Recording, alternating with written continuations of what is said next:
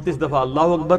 اور سیدنا علی کہتے ہیں کہ نبی علیہ السلام نے جب وظیفہ دیا تو اس کے بعد میں نے کبھی بھی نہیں چھوڑا.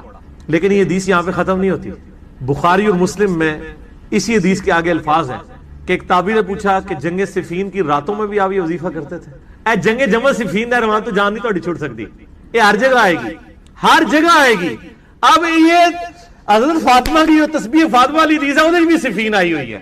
یہ حدیث پوری یوں ہے. مجھے وہ یاد آ گیا، جون 2012 کی بات ہے، شیخ زبیر علی زئی رحمہ اللہ تعالی جمعہ پڑھانے کے لیے G10 کی مسجد میں آئے اسلام آباد. یہ میری آخری ملاقات تھی جو میں نے ان سے کی ان کی ہوش میں. اس کے بعد پھر 2013 میں تو قومے میں چلے گئے. تو انہوں نے جمعہ پڑھایا تو جمعے کے دوران یہ حدیث آ گئی تسبیحات فاطمہ. اب میرے کان کھڑے ہو گئے. میں کہہ رہی ہوں بیٹھے نے سارے اہل حدیث، شیخ صاحب ادھی حدیث بیان کر دے رہے ہیں یا پوری؟ تو میں کہا انہوں نے جو ادھی کی تھی میں انہوں نے چھڈنا، میں تو پہلے کہنا کہ پوری حدیث بیان کرو.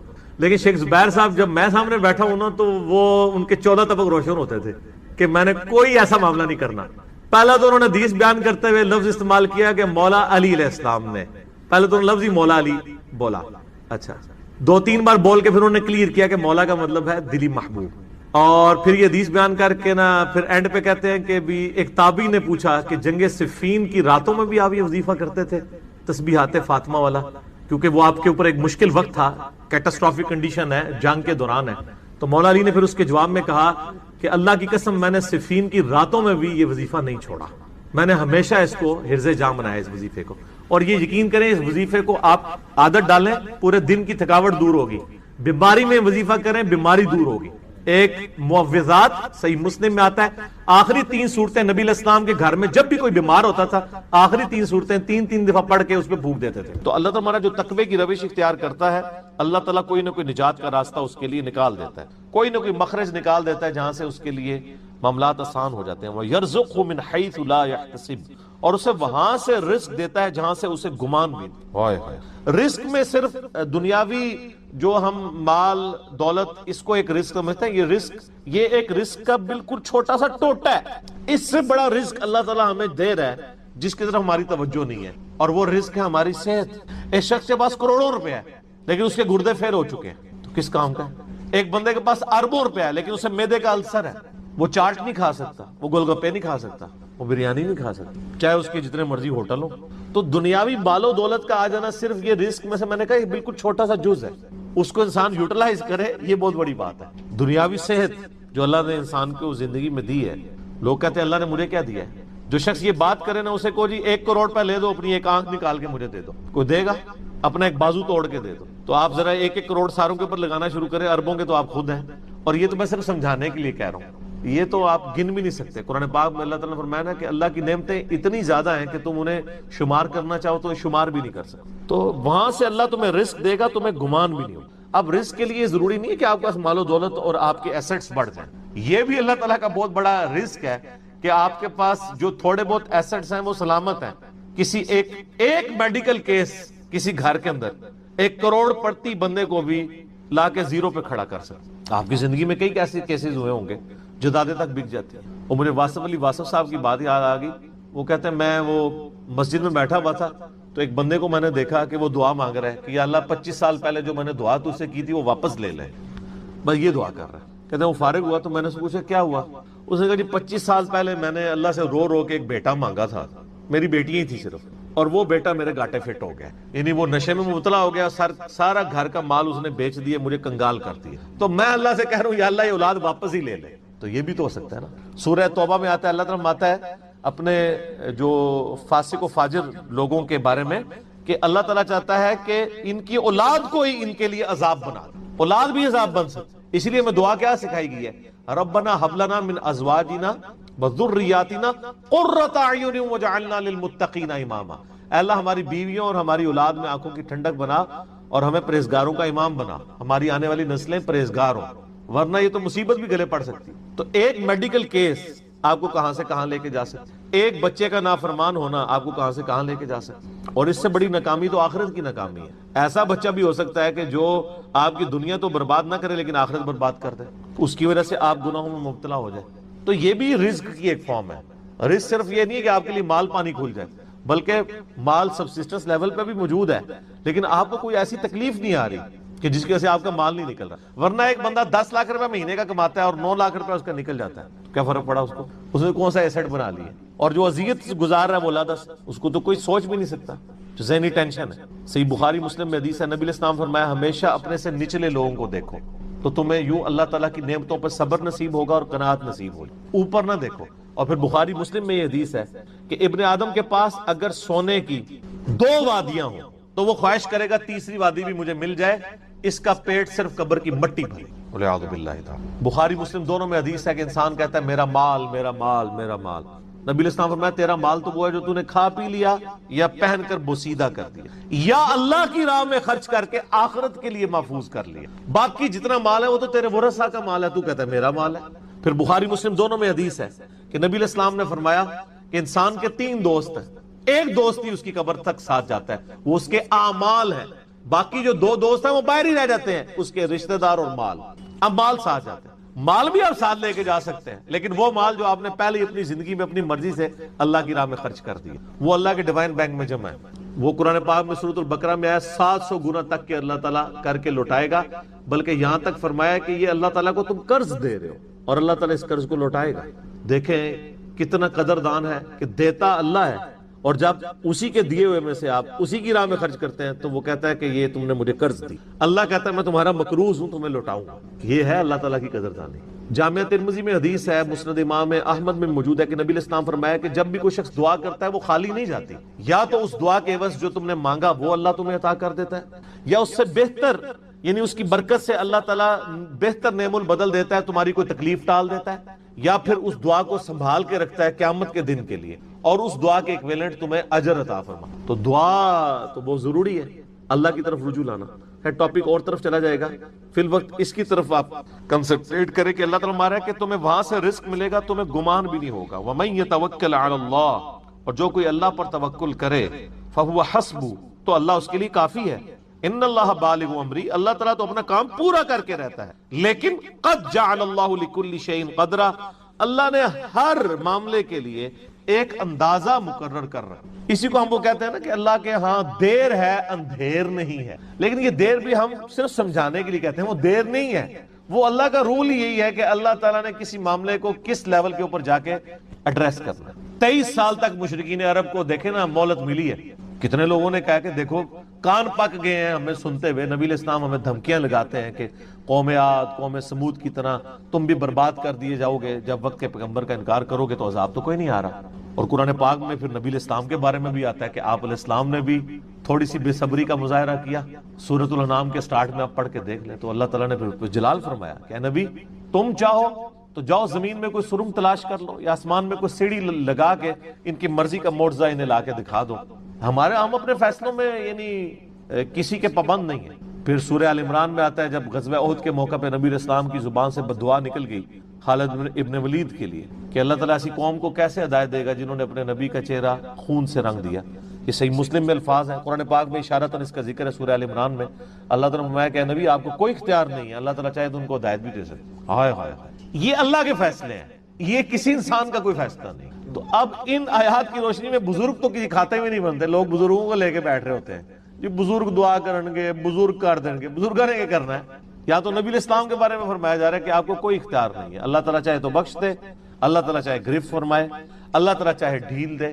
اللہ نے ہر کام کے لیے ایک اندازہ مقرر کیا ہوا ہے, وہ اسی موقع کے اوپر اللہ تعالیٰ اس چیز کو اسٹیبلش, وہ اللہ کے ڈیوائن علم میں ہے کہ کب اللہ تعالیٰ نے اسلام کا غلبہ کروانا ہے. جب نہیں کروایا تو 13 سال میں 125 بندے ہی مسلمان ہوئے ہیں, اور اگلے 13 سال کے اندر دونوں سپر پاورز بھی الٹ دی گئی ہیں. دونوں طرف ٹائم پیریڈ تو ایک ہی ہے. تو یہ اللہ تعالیٰ فیصلے فرما. عمر اور رزق میں برکت کے لیے کوئی وظیفہ بتا دیں. اس میں نے بتا دیا نا, صحیح بخاری مسلم دونوں میں حدیث ہے, نبی صلی اللہ علیہ وآلہ وسلم نے فرمایا جو شخص یہ چاہے کہ اس کے رزق میں برکت کر دی جائے, عمر دراز کر دی جائے, تو اپنے رشتہ داروں کے ساتھ لیکن یہ بھی تقدیر میں لکھا ہوا ہوگا کہ وہ کرے گا تو یہ ہو جائے گا, تو اسی کو توفیق ملے گی نا. تو اللہ تعالیٰ اس کی عمر میں برکت صرف یہ نہیں ہے کہ ایک بندہ 60 سال کا تو اب 100 سال پہ مرے, کئی 100 سال کی زندگی پاتے ہیں اور کام چوانی کا بھی نہیں کر کے مرتے, اور بعض لوگ 50 سال میں اتنا کام. امام شافعی کی عمر 55 سال تھی صرف جب فوت ہوئے ہیں. چلو شافعی کو تو چھوڑ دیں, اس سے پہلے آ جائیں. عمر بن عبدالعزیز 38 سال کی عمر میں فوت ہوئے ہیں. 38 سال کی عمر میں 3 براعظموں پہ ایسے نقوش چھوڑ گئے ہیں کہ آج دنیا حیران ہے. تو ان کو تو عمر بھی کوئی نہیں ملی ہے. یہ نہیں ہوتا کہ آپ کو عمر کتنی ملی ہے, آپ نے اس عمر میں کیا کیا ہے. آپ اللہ تعالیٰ آپ کو اسی ٹائم میں اتنی برکت. میں اپنے لیے آپ کو بات کرتا ہوں, میں کسی کیا بات کروں, میری زندگی خود اس چیز کا نمونہ ہے. آج جب لوگ یہ نہیں کہتے ہیں یار اس نے اتنے ویڈیوز چڑھا دی ہیں, کتنے بیٹھ کے ریکارڈ کرانا رہنا, حالانکہ ہفتے میں ایک ریکارڈ ہوتی ہے, صرف روزانہ ہوتی بھی نہیں ہے. لیکن کنسسٹینسی کے ساتھ, اللہ کی مدد کے ساتھ آپ اگر یہ کام لے کے چلتے رہیں تو slow and steady wins the race. تو آج چیزیں آپ دیکھ لیں ہزاروں کی تعداد میں آپ کے سامنے, اور یہ حالات اللہ تعالیٰ فیوریبل کرتا ہے. میں یقین کریں, میں اپنے بھائیوں کو کہتا ہوں, میں جب بھی درس, ابھی آج کا درس میں نے کرنا تھا نا, وہ ہندو کا جواب دینا تھا, تو میں نے پورے ہفتے سے دعائیں شروع کی ہوئی تھی, اللہ زندگی دے دیں, حالات فیوریبل ہو جائیں, ٹرانسفارمر بھی نہ اڑے ہمارا, جنریٹر بھی چلتا رہے, سارے معاملات چلتے رہے, اور فرحان بھائی بھی ٹائم پہ آ جائیں, ٹھیک ہو گیا جی, کالر مائک بھی چل جائے, کیمرے کی بھی بیٹری چارج ہو, ساری چیزیں. یہ میں جو چیزیں میرے اختیار ہوگا کر کے, یا اللہ تو نے کرمانی ریکارڈنگ, میں تو کچھ بھی نہیں. اپنے پورے ریسورسز مینج کر کے بھی اللہ پہ نظر ہوتی ہے. حالانکہ میرے دوستوں کو پتا ہے میں کتنا وہمی ہوں. میرے آفس میں بھی نا, جب سب سے مشکل کوئی ٹاسک میرے والے کیا جاتا ہے, اور وہ ہمارے باس کہتے ہیں یار اس کو دے کے تم بھول جاؤ, پھر وہ کام کر کے آپ کو بتائے گا. تو کیوں میں وہمی, جس کام میں ہاتھ ڈالتا ہوں نا, میں دنیاوی اعتبار سے ہر چیز اس کے حوالے سے مینج کرتا ہوں, لیکن ساتھ مسبب الاسباب پہ نظر ہوتی ہے کہ یا اللہ یہ جو کچھ میں کر رہا ہوں نا, یہ تو میں اسباب کر رہا ہوں نا, میرے ساتھ کوئی بھی پرابلم ہو سکتا ہے, کسی کے ساتھ کوئی این ٹائم, یعنی اس کے اوپر فیملی کے اوپر کوئی ایسا ایشو آ سکتا ہے کہ درس کینسل کرنا پڑ جائے, ہو سکتا ہے نا. جس طرح ایک بار یعنی اچانک جو ہے وہ یعنی ہمارا درس کینسل ہو گیا تھا, عثمان بھائی کی والدہ فوت ہو گئی تھی, ہمیں اپنا درس کینسل کرنا پڑا, ایگزیکٹ اسی دن ہی ہو گیا اس طرح. تو وہ حالانکہ ہمارا درس پورا تیار, مسئلہ 41 اس دن ریکارڈ ہونا تھا, کئی سال پہلے کی بات. کس سال کی بات ہے یہ؟ 5 سال پہلے کی بات ہے. تو اپنا ہر چیز مینج کی تھی, لیکن اینڈ ٹائم پہ کوئی مسئلہ کھڑا ہو گیا. میرے اپنے بھی کئی کلوز ریلیٹیو فوت ہوئے ہیں, لیکن اللہ کا شکر ہے اتوار مطلب وہ درس سے 1-2 دن آگے پیچھے ہی ہوئے ہیں, تو اللہ تعالیٰ نے یعنی معاملات کو سیٹل کر دیا. یہ ساری چیزیں سر فیوریبل ہونا, پھر تو یہ وہ سوال کی طرف ہوں کہ رشتہ داروں سے اس نے سلوک کریں, اللہ تعالیٰ رزق میں اضافہ کرے گا, عمر میں اضافہ کر دے گا, یعنی برکت ڈال دے گا, تھوڑی چیز بھی کفایت کر دے گی. ابو داؤد میں ایک حدیث ہے, ایک صحابی کہتے ہیں میری ماں فوت ہوگی, فرمایا اپنی خالہ کے ساتھ اس نے, ٹھیک ہو گیا. تو یہ رزق کے بڑھنے کا ذریعہ. باقی دعا تو ایک ہی ہے, اللہم ربنا آتینا فی الدنیا حسنہ وفی الآخرۃ حسنۃ وقنا عذاب النار. یہ دنیا کے ہر کام کے لیے دعا ہے, رزق کی برکت کے لیے, اولاد کے لیے, اولاد کے اچھے مستقبل کے لیے, لڑائی جھگڑا ختم کرنے, دنیا کی ہر چیز اس میں داخل ہے. کیوں؟ ربنا آتینا فی الدنیا حسنہ, دنیا میں ہر چیز حسنہ عطا کر دے, بہتر, اور آخرت کی ہر چیز داخل ہے. وفی الآخرۃ حسنہ, آخرت میں قبر بھی شامل ہے, میدان حشر بھی, میدان عدل بھی. یہ وقنا عذاب القبر, وقنا عذاب الحشر, یہ کہنے کی ضرورت نہیں ہے. بخاری مسلم میں حدیث ہے جو مر گیا اس کی قیامت قائم ہوگی, وہ آخرت میں داخل ہو گیا. اس میں سب کچھ ہے. اس میں ایک صحیح مسلم کی حدیث میں بتا دیتا ہوں, ایک صحابی تھے, بیماری کی وجہ سے اتنے کمزور ہو گئے کہ چڑیا کی طرح ان کا جسم ہو گیا.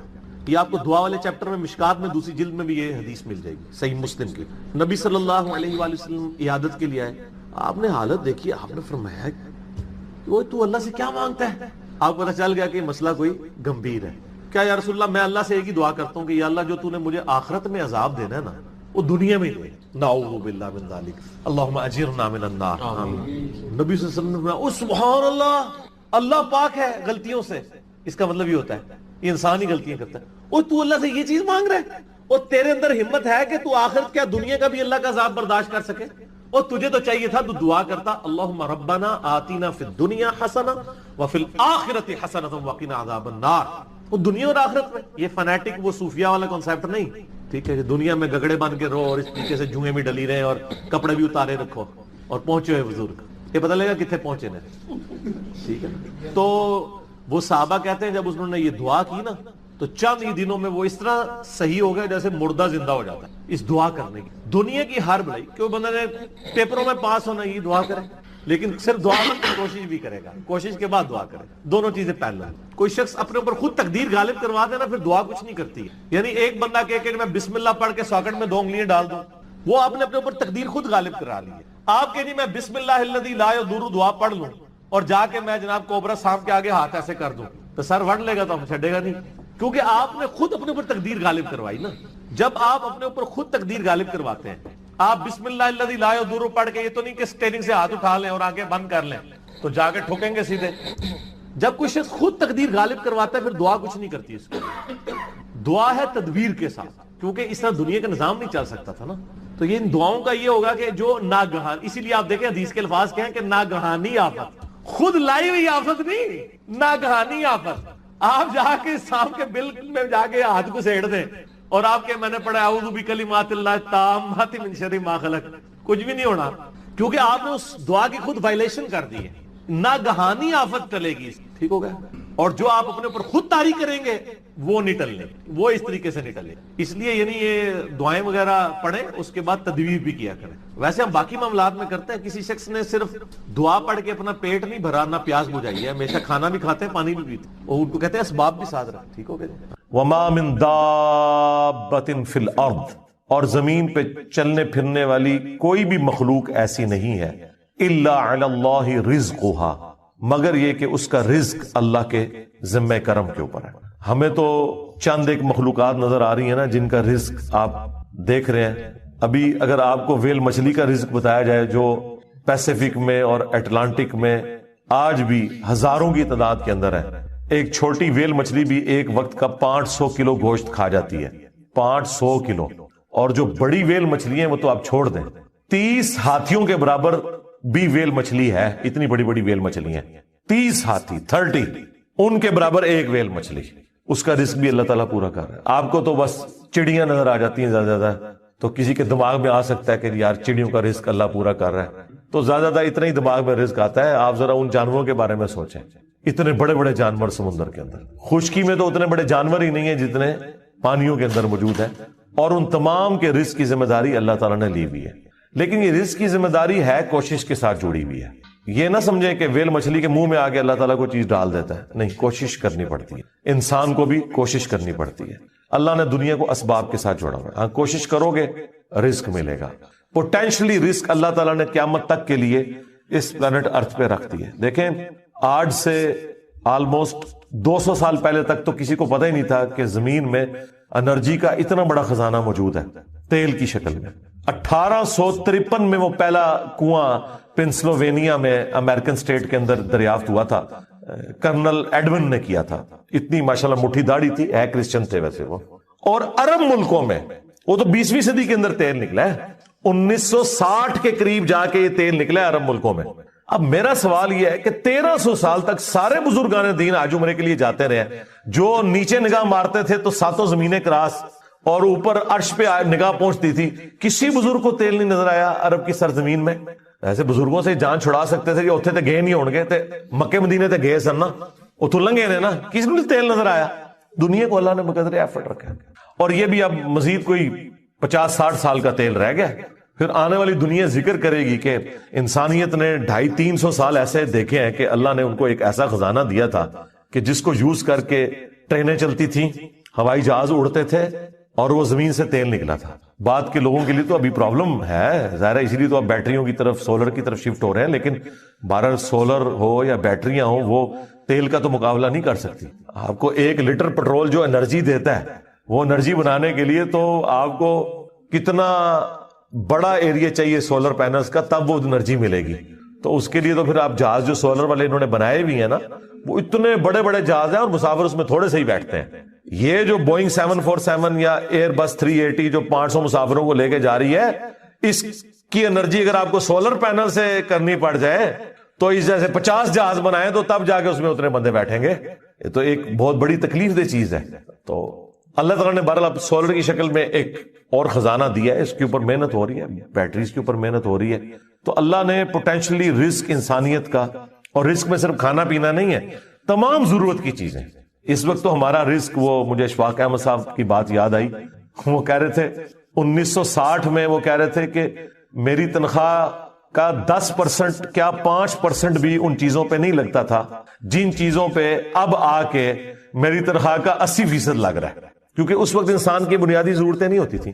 بلکہ آپ لوگوں نے اپنی زندگی میں دیکھ لیا ہے کہ پچھلے 10-12 سال کے اندر آپ کی زندگی میں 2 چیزیں, ایک سمارٹ فون اور دوسرا انٹرنیٹ, یہ ایسا داخل ہوا ہے کہ آپ گرمی میں پنکھا بند کر کے بیٹھ جاتے ہیں, انٹرنیٹ نہ بند ہو جائے کہیں, اگر UPS بند ہو گیا, کیونکہ وہ تو آپ کی سانس چلا رہا ہے نا. پہلے یہ سانس بند ہوتی تھی پنکھا بند ہونے سے، اب پنکھا بند ہونے سے نہیں ہوتی. آپ نیٹ کا کنیکشن دیں، 2 گھنٹے بیٹھ کے لوگ نیٹ کے اوپر اور واٹس ایپ پہ ایک دوسرے کے ساتھ میسجنگ کرتے رہیں گے، پسینے چھوٹ رہے ہیں، ان کو کوئی پرواہ نہیں. پنکھا بند ہے کوئی پرواہ، نیٹ بند کر دے پنکھا چلتا رہے، وہ کہیں گے زندگی سے موت بہتر ہے. یہ ہو گیا بھائی. تو یہ تو آپ کی زندگی میں ابھی یہ انٹر ہوئی ہے نا چیز. الیکٹریسٹی ایک بنیادی ضرورت بن چکی ہوئی ہے. یہ سارا رزق ہے اللہ کی، نعمتیں ہیں اللہ تعالیٰ کی، اور اللہ تعالیٰ یہ ساری نعمتیں وقت کے ساتھ ساتھ ایکسپلور کروا رہا ہے. پوٹینشلی زمین کے اندر موجود تھیں. تو اللہ تعالیٰ فرماتا ہے تمام چلنے پھرنے والوں کے رزق کی ذمہ داری ہمارے اوپر ہے. وَيَعْلَمُ مُسْتَقَرَّهَا وَمُسْتَوْدَعَهَا، اور اللہ تعالیٰ کو ہر جاندار کے ٹھہرنے کی جگہ بھی معلوم ہے، اور الٹیمیٹلی جہاں اس نے سپرد ہونا ہے وہ جگہ بھی معلوم ہے. اللہ اکبر. ٹھہرنے کی جگہ تو آپ کو سمجھ آ رہی ہوگی کہ اللہ تعالیٰ کو یہ پتا ہے کہ کس انسان نے کہاں پہ رکنا ہے، کس شیر نے کس غار میں رہنا ہے، کس مگر مچھ نے کس میٹھے پانی میں گزارا کرنا ہے، کون سی ویل مچھلی کس سمندر میں ہے، اور کہاں کہاں اس نے اپنا وقت گزارنا ہے. صرف یہ اللہ کے علم میں نہیں، وَمُسْتَوْدَعَهَا، اس نے مر کے جہاں پہ جانا ہے وہ جگہ بھی اللہ کو معلوم ہے. کس کی قبر جو ہے وہ مٹی کا ڈھیر بننی ہے، کس کی قبر سمندر میں بننی ہے، کس کی قبر شیر کے پیٹ میں بننی ہے، کس نے ایئر کریش میں ہواؤں میں بکھرنا ہے. ہر بندے کا جو الٹیمیٹ انجام ہے وہ بھی اللہ تعالیٰ کو ہر مخلوق کا پتہ ہے. سورۃ النام میں تو آیا ہے کہ کوئی پتا نہیں گرتا نہ خشکیوں میں نہ سمندروں کے اندر، اور نہ کوئی دانا پھوٹتا ہے کسی زمین کی گہرائی میں مگر وہ اللہ کے علم سے. اور اللہ نے پہلے ہی لوح محفوظ میں لکھ لیا ہوا ہے کہ یہ ایسے ہوگا. یہ اس سے بھی اگلا ورژن ہے کہ نہ صرف وہ کام ہونے کے بعد اللہ کو پتا چلتا ہے، ہونے سے پہلے بھی اللہ نے اپنے علم میں رکھا ہوا ہے، اور علم میں نہیں لکھ کے رکھا ہوا ہے کہ یہ ایسا ہوگا. اور یہاں پہ بھی وہ ذکر آ گیا کہ رزق بھی اللہ کے ذمہ ہے، اور وہ جانتا ہے ہر بندے کی، ہر مخلوق کے ٹھہرنے کی جگہ اور الٹیمیٹلی سپرد ہونے کی جگہ. کل فی کتاب مبین، اور ہر چیز ایک روشن کتاب میں لکھی ہوئی ہے. وہ اللہ تعالیٰ کی بہت بڑی ہارڈ ڈسک ہے جس میں ساری مخلوقات کی تقدیریں اللہ تعالیٰ نے لکھ دی ہیں. اور وہ کوئی اللہ تعالیٰ نے یعنی خود سے کوئی محنت نہیں.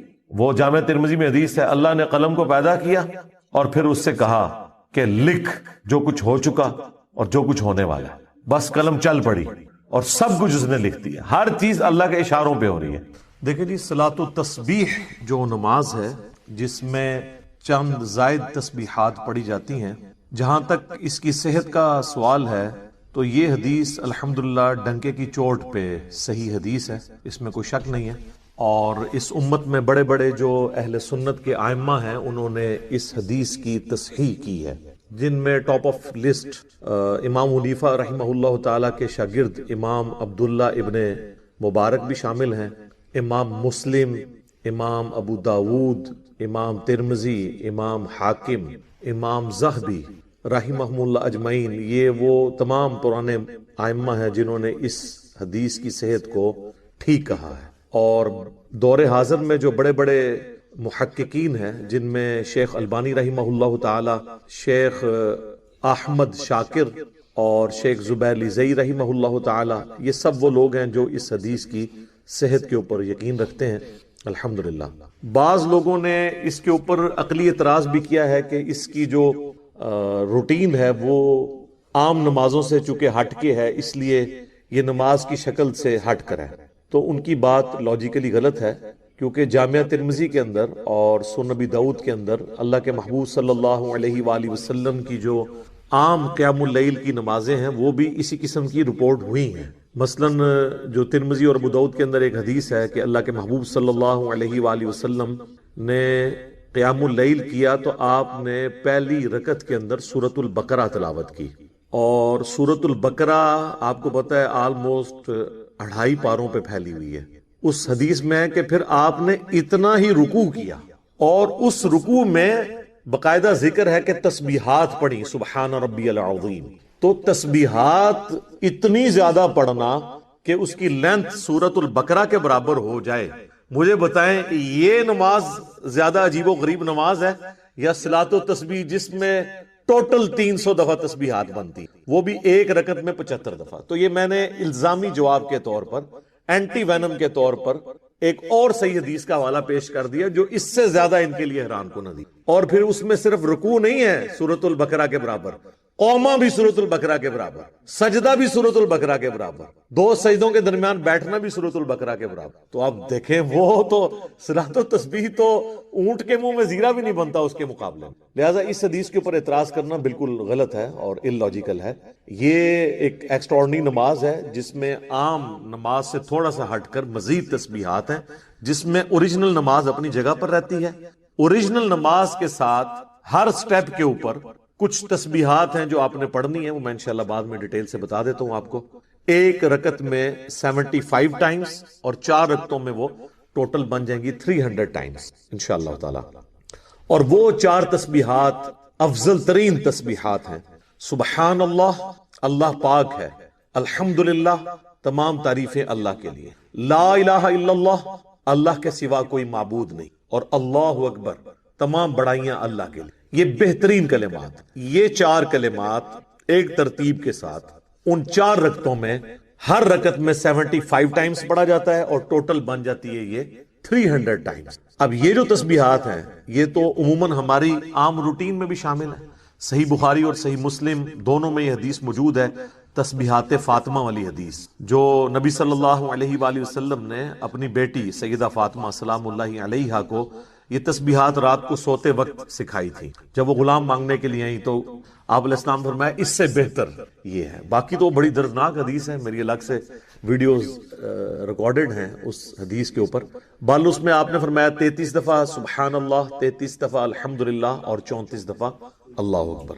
ایک اور حدیث ہے صحیح بخاری اور صحیح مسلم میں کہ اللہ کے محبوب صلی اللہ علیہ وآلہ وسلم نے ہر فرض نماز کے بعد یہی تسبیحات سکھائی، 33 دفعہ سبحان اللہ، 33 دفعہ الحمدللہ، اور 33 دفعہ ہی اللہ اکبر۔ یہ ہو گئے 99 اور 100 کا عدد پورا کرنے کے لیے لا الہ الا اللہ وحدہ لا شریک لہ، لہ الملک ولہ الحمد وہو علی کل شیء قدیر۔ اور آپ صلی اللہ علیہ وآلہ وسلم نے فرمایا کہ جو شخص یہ پڑھ لے گا اس کے گناہ اگر سمندر کی جھاگ کے برابر بھی ہوئے تو اللہ تعالیٰ معاف کر دے گا۔ اور ایک اور حدیث میں الفاظ ہیں اسی صحیح مسلم کی حدیث کے اندر کہ یہ کلمات پڑھنے والا نماز کے بعد کبھی بھی محروم نہیں رہتا۔ یہ اتنے بہترین کلمات ہیں۔ اس کے علاوہ بھی کئی ایک احادیث ہیں۔ سنن نسائی میں حدیث ہے کہ آپ علیہ السلام نے ہر نماز کے بعد 25 مرتبہ تعلیم فرمائے 4 کلمات، 25 دفعہ سبحان اللہ، 25 دفعہ الحمدللہ، 25 دفعہ لا الہ الا اللہ، اور 25 دفعہ اللہ اکبر۔ اس میں یہ 4 تسبیحات موجود ہیں۔ تو یہ 25 کر کے یہ 100 پورا بن جاتا ہے۔ اس کے علاوہ ایک اور حدیث ہے صحیح بخاری میں، تو تعلیقاً لے کر آئے ہیں امام بخاری ایک چیپٹر کی ہیڈنگ میں، اور صحیح مسلم میں پوری سند کے ساتھ ہے کہ اللہ تعالیٰ کو سب سے محبوب کلمات یہ 4 ہیں، سبحان اللہ، الحمدللہ، لا الہ الا اللہ، اور اللہ اکبر۔ اور ایک اور حدیث ہے صحیح مسلم میں جس میں اللہ کے محبوب صلی اللہ علیہ وآلہ وسلم نے فرمایا مجھے یہ 4 کلمات کہنا دنیا اور جو کچھ دنیا کے اندر ہے جس پہ سورج طلوع ہوتا ہے اس سے بڑھ کر محبوب ہے، سبحان اللہ والحمد للہ ولا الہ الا اللہ واللہ اکبر۔ اچھا، وہ جو میں نے مسلم کی حدیث بیان کی نا کہ اللہ کو بھی یہ محبوب ہے، اس میں آگے الفاظ ہیں کہ آپ صلی اللہ علیہ وآلہ وسلم نے فرمایا اس کی ترتیب میں بھی کوئی حرج نہیں، تم ترتیب بدل کر بھی پڑھو تو یہ کوئی نقصان دہ نہیں ہے۔ یعنی یہ ضروری نہیں ہے کہ سبحان اللہ پہلے پڑھنا ہے اور الحمدللہ جو ہے وہ دوسرے نمبر پہ نہیں، یہ 4 کلمات انڈیپینڈنٹلی اللہ تعالیٰ کو محبوب کلمات الحمدللہ۔ تو اس قسم کی کئی ایک احادیث ہیں، اور اس میں ایک بڑی رکت انگیز حدیث ہے جو میں نے اکثر بیان کی ہے، جامعہ ترمذی میں بھی وہ موجود ہے لیکن اس کی سند کمزور ہے۔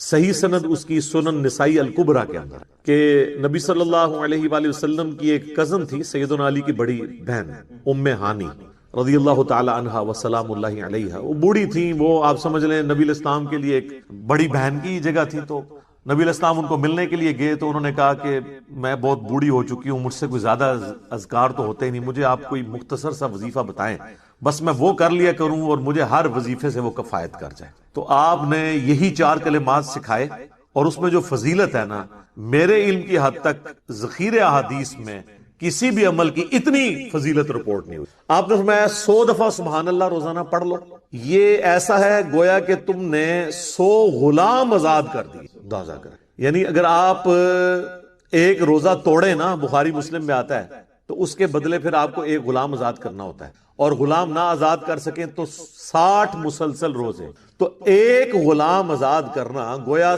60 روزے رکھنے کے برابر ہے، اور 100 غلام 6000 روزوں کے برابر۔ اور پھر فرمایا کہ 100 دفعہ پڑھ لو الحمدللہ، گویا تم نے 100 گھوڑے اللہ کی راہ میں جہاد کے لیے بھیجے۔ 100 دفعہ پڑھ لو اللہ اکبر، تو گویا تم نے 100 اونٹ اللہ کی راہ میں نحر کر دیے۔ 100 اونٹ، ایک اونٹ کی قیمت کتنی ہے؟ پاکستانی 1.5-2 کروڑ روپیہ بن جاتا ہے 100 اونٹوں کا، اگر 1.5 یا 2 لاکھ روپے آپ لگائیں تو 1.5 سے 2 کروڑ روپیہ بن جاتا ہے اللہ کی راہ میں صدقہ۔ اور آپ نے فرمایا کہ 100 دفعہ لا الہ الا اللہ پڑھو، تو سر لا الہ الا اللہ کا تو مقابلہ کوئی نہیں کر سکتا۔ فرمایا زمین و آسمان میں جتنی جگہ ہے نا، یہ سب کی سب بھر دے گا ثواب سے 100 دفعہ لا الہ الا اللہ پڑھنا۔ تو یہ چاروں کلمات اکٹھے صلاۃ و تسبیح کے اندر موجود، اس سے بڑی صلاۃ و تسبیح کی کیا فضیلت ہو سکتی ہے؟ الحمدللہ۔ اب وہ آ جائیں آپ اس حدیث کی طرف جو سنن نبی داؤد میں صحیح سند کے ساتھ موجود ہے، یہ حدیث جامعہ ترمذی کے اندر موجود ہے، یہ حدیث المستدرک للحاکم کے اندر موجود ہے، اور یہ حدیث آپ کو مشکات المصابیح، جسے میں نے انسائکلوپیڈیا آف حدیث ڈکلیئر کیا ہے، اس کے اندر بھی آپ کو صلاۃ و تسبیح کے اوپر پورا چیپٹر ہے، اس میں یہ حدیث مل جائے گی۔ اس کو ورڈ بائی ورڈ پڑھنے میں ہی مزہ ہے۔ اچھا، یہ حدیث سنن ابن ماجہ میں بھی ہے، اور اس حدیث کو میں نے پہلے بتایا کہ امام مسلم نے بھی صحیح کہا، ان کے شاگرد نے ان سے نقل کیا ہے، امام ابو داؤد نے صحیح کہا، امام حاکم نے صحیح کہا، امام ذہبی نے ان کی موافقت کی ہے، شیخ البانی نے، شیخ احمد شاکر نے، اور شیخ زبیر لزئی رحمہم اللہ اجمعین، سب نے اس حدیث کو صحیح کہا۔ یہ ورڈ بائی ورڈ ابن عباس رضی اللہ تعالیٰ عنہما سے روایت ہے کہ نبی صلی اللہ علیہ وآلہ وسلم نے اپنے چچا عباس بن عبد المطلب سے فرمایا، اے چچا جان، کیا میں آپ کو کچھ عطا نہ کروں؟ کیا میں آپ کو کچھ عنایت نہ کروں؟ کیا میں آپ کو کوئی خبر نہ دوں؟ کیا میں آپ کو 10 خصلتیں عطا نہ کروں کہ جب آپ ان پر عمل کریں تو اللہ تعالیٰ آپ کے اگلے پچھلے، قدیم اور جدید، بھول کر کیے گئے یا جان بوجھ کر کیے گئے، چھوٹے یا بڑے، پوشیدہ اور ظاہر، تمام گناہ معاف فرما دے گا۔ سبحان اللہ، یہ سارے کے سارے گناہ۔ اچھا، اس میں بعض لوگ اعتراض کرتے ہیں کہ یہ اگلے پچھلے تو بھی اگلے تو چلے ہو چکے، جو پیچھے ہونے وہ تو بھی کیے نہیں ہیں۔ یہ محاورتاً بات ہوتی ہے، اگلے پچھلے سے مراد ہے سارے۔ اب جن کو عربی لنگوسٹک سے واقفیت نہیں ہے، ہم اپنے محاورے میں بھی اس قسم کی کئی باتیں کر دیتے ہیں نا، تو اس میں کوئی ایشو نہیں ہے۔ اور وہ پھر آپ نے فرمایا وہ 10 خصلتیں کیا ہیں؟ وہ نماز میں جو 10 چیزیں تھی وہ آپ نے گنوائی، وہ یہ کہ آپ 4 رکعت نماز پڑھیں، ہر رکعت میں سورہ فاتحہ اور کوئی دوسری سورت پڑھیں، جب آپ پہلی رکعت میں قرات سے فارغ ہو جائیں اور ابھی قیام میں ہوں تو 15 دفعہ پڑھیں سبحان اللہ والحمد للہ ولا الہ الا اللہ واللہ اکبر، یہ پڑھ لیں۔ پھر رکوع کریں اور رکوع میں یہی تسبیحات 10 دفعہ، پھر رکوع سے سر اٹھا کر یہی تسبیحات 10 دفعہ، پھر سجدہ کریں، سجدے میں 10 دفعہ، پھر 2 سجدوں کے درمیان جب بیٹھیں اس میں 10 دفعہ، پھر دوسرا سجدہ کریں اس میں 10 دفعہ، اور پھر دوسرا سجدہ کرنے کے بعد بیٹھ کر بھی 10 دفعہ۔ اس میں جلسہ استراحت بھی آ گیا، اس حدیث سے بھی جلسہ استراحت ثابت ہوتا ہے۔ وہ صحیح بخاری کی تو حدیث ہے نا 6251، جو ایک صحابی نے بڑی تیز نماز پڑھی تھی تو آپ نے فرمایا سکون سے پڑھ، تو اس میں آپ نے کیا فرمایا تھا؟ جب تو دوسرا سجدہ کر پھر دوبارہ بیٹھ جا اور پھر دوسری رکعت کے لیے کھڑا ہو۔ اس میں تو صحیح بخاری کی حدیث میں ثابت ہوتا ہے، اس میں بھی حدیث میں صلاۃ و تسبیح والے طریقے میں بھی جلسہ استراحت ثابت ہو جاتا ہے الحمدللہ۔ اور اسی طرح ہر رکعت میں 75 مرتبہ آپ یہ عمل 4 رکعتوں میں دہرائیں۔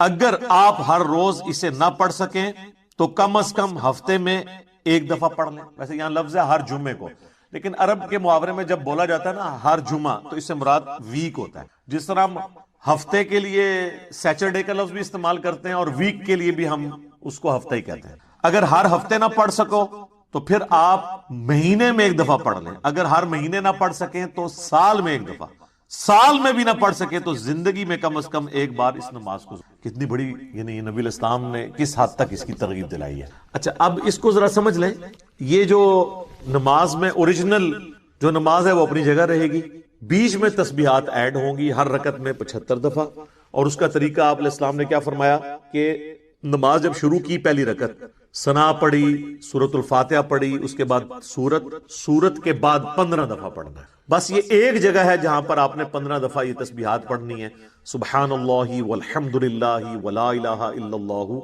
वल्लाहु अकबर। बाकी जितने स्टेप आएंगे ना पूरी रकत के अंदर, वहां 10-10 दफा है, तो जाहिर है कि 6 मजीद स्टेप आएंगे, तो ये 75 दफा बन जाएगा।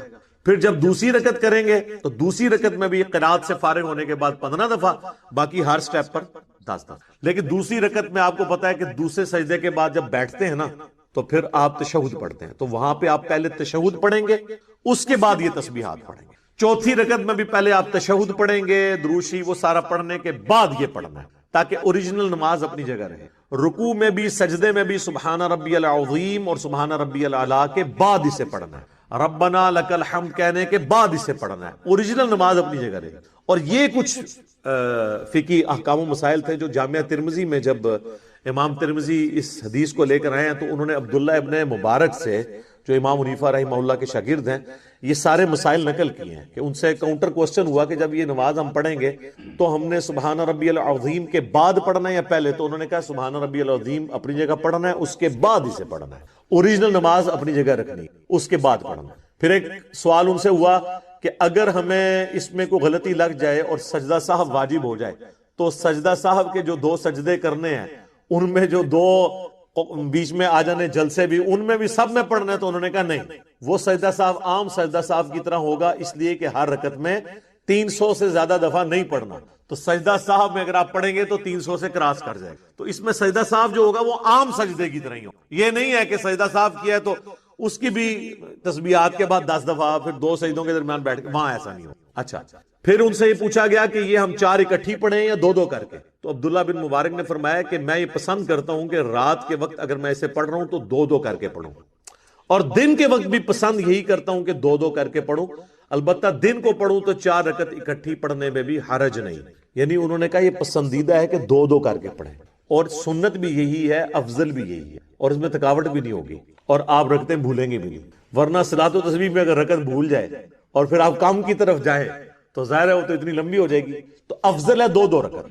सही बुखारी और मुस्लिम दोनों में हदीस है, नबी अलैहिस्सलाम की रात की नमाज 2-2 रकत हुआ करती थी, और एंड पे आप 1 रकत पढ़कर उस सारी को ताक बना लेते। अच्छा, इससे तो पता चला कि रात की जितनी नफली नमाजें हैं, नफल नमाज से मुराद है अदर देन फर्ज, उसमें सुन्नत मौक़िदा भी आते हैं, उसमें वितर भी आते हैं, उसमें आजकल जो रमजान का क़यामुल लैल है, ये देखें आप, तरावी जिसे हम कहते हैं, ये भी 2-2 करके होता है। एक अबू दाऊद में हदीस है कि नबी अलैहिस्सलाम ने फरमाया दिन और रात की नफली नमाज 2-2 रकत, यानी दिन को भी आपने जो 4 सुन्नतें अगर जोर की पढ़नी है या असर की पढ़नी है तो 2-2 करके पढ़नी है। अलबत्ता दिन में जवाज मौजूद है, क्योंकि अल मुसन्नफ इब्न अबी शैबा में और अल मुसन्नफ अब्दुर रज़्ज़ाक में सही सनद से है कि अब्दुल्ला इब्न उमर रज़ियल्लाहु ताला अन्हुमा सहाबी हैं जो इन अहादीस के रावी भी हैं, वो जो दिन की सुन्नतें थी ना वो इकट्ठी भी 4 रकत पढ़ लिया करते थे, जोहर की 4 सुन्नतें और असर की 4 सुन्नतें, यानी उनकी आदत में शामिल था। तो चूंकि साहबा से साबित हो जाए तो हम इसे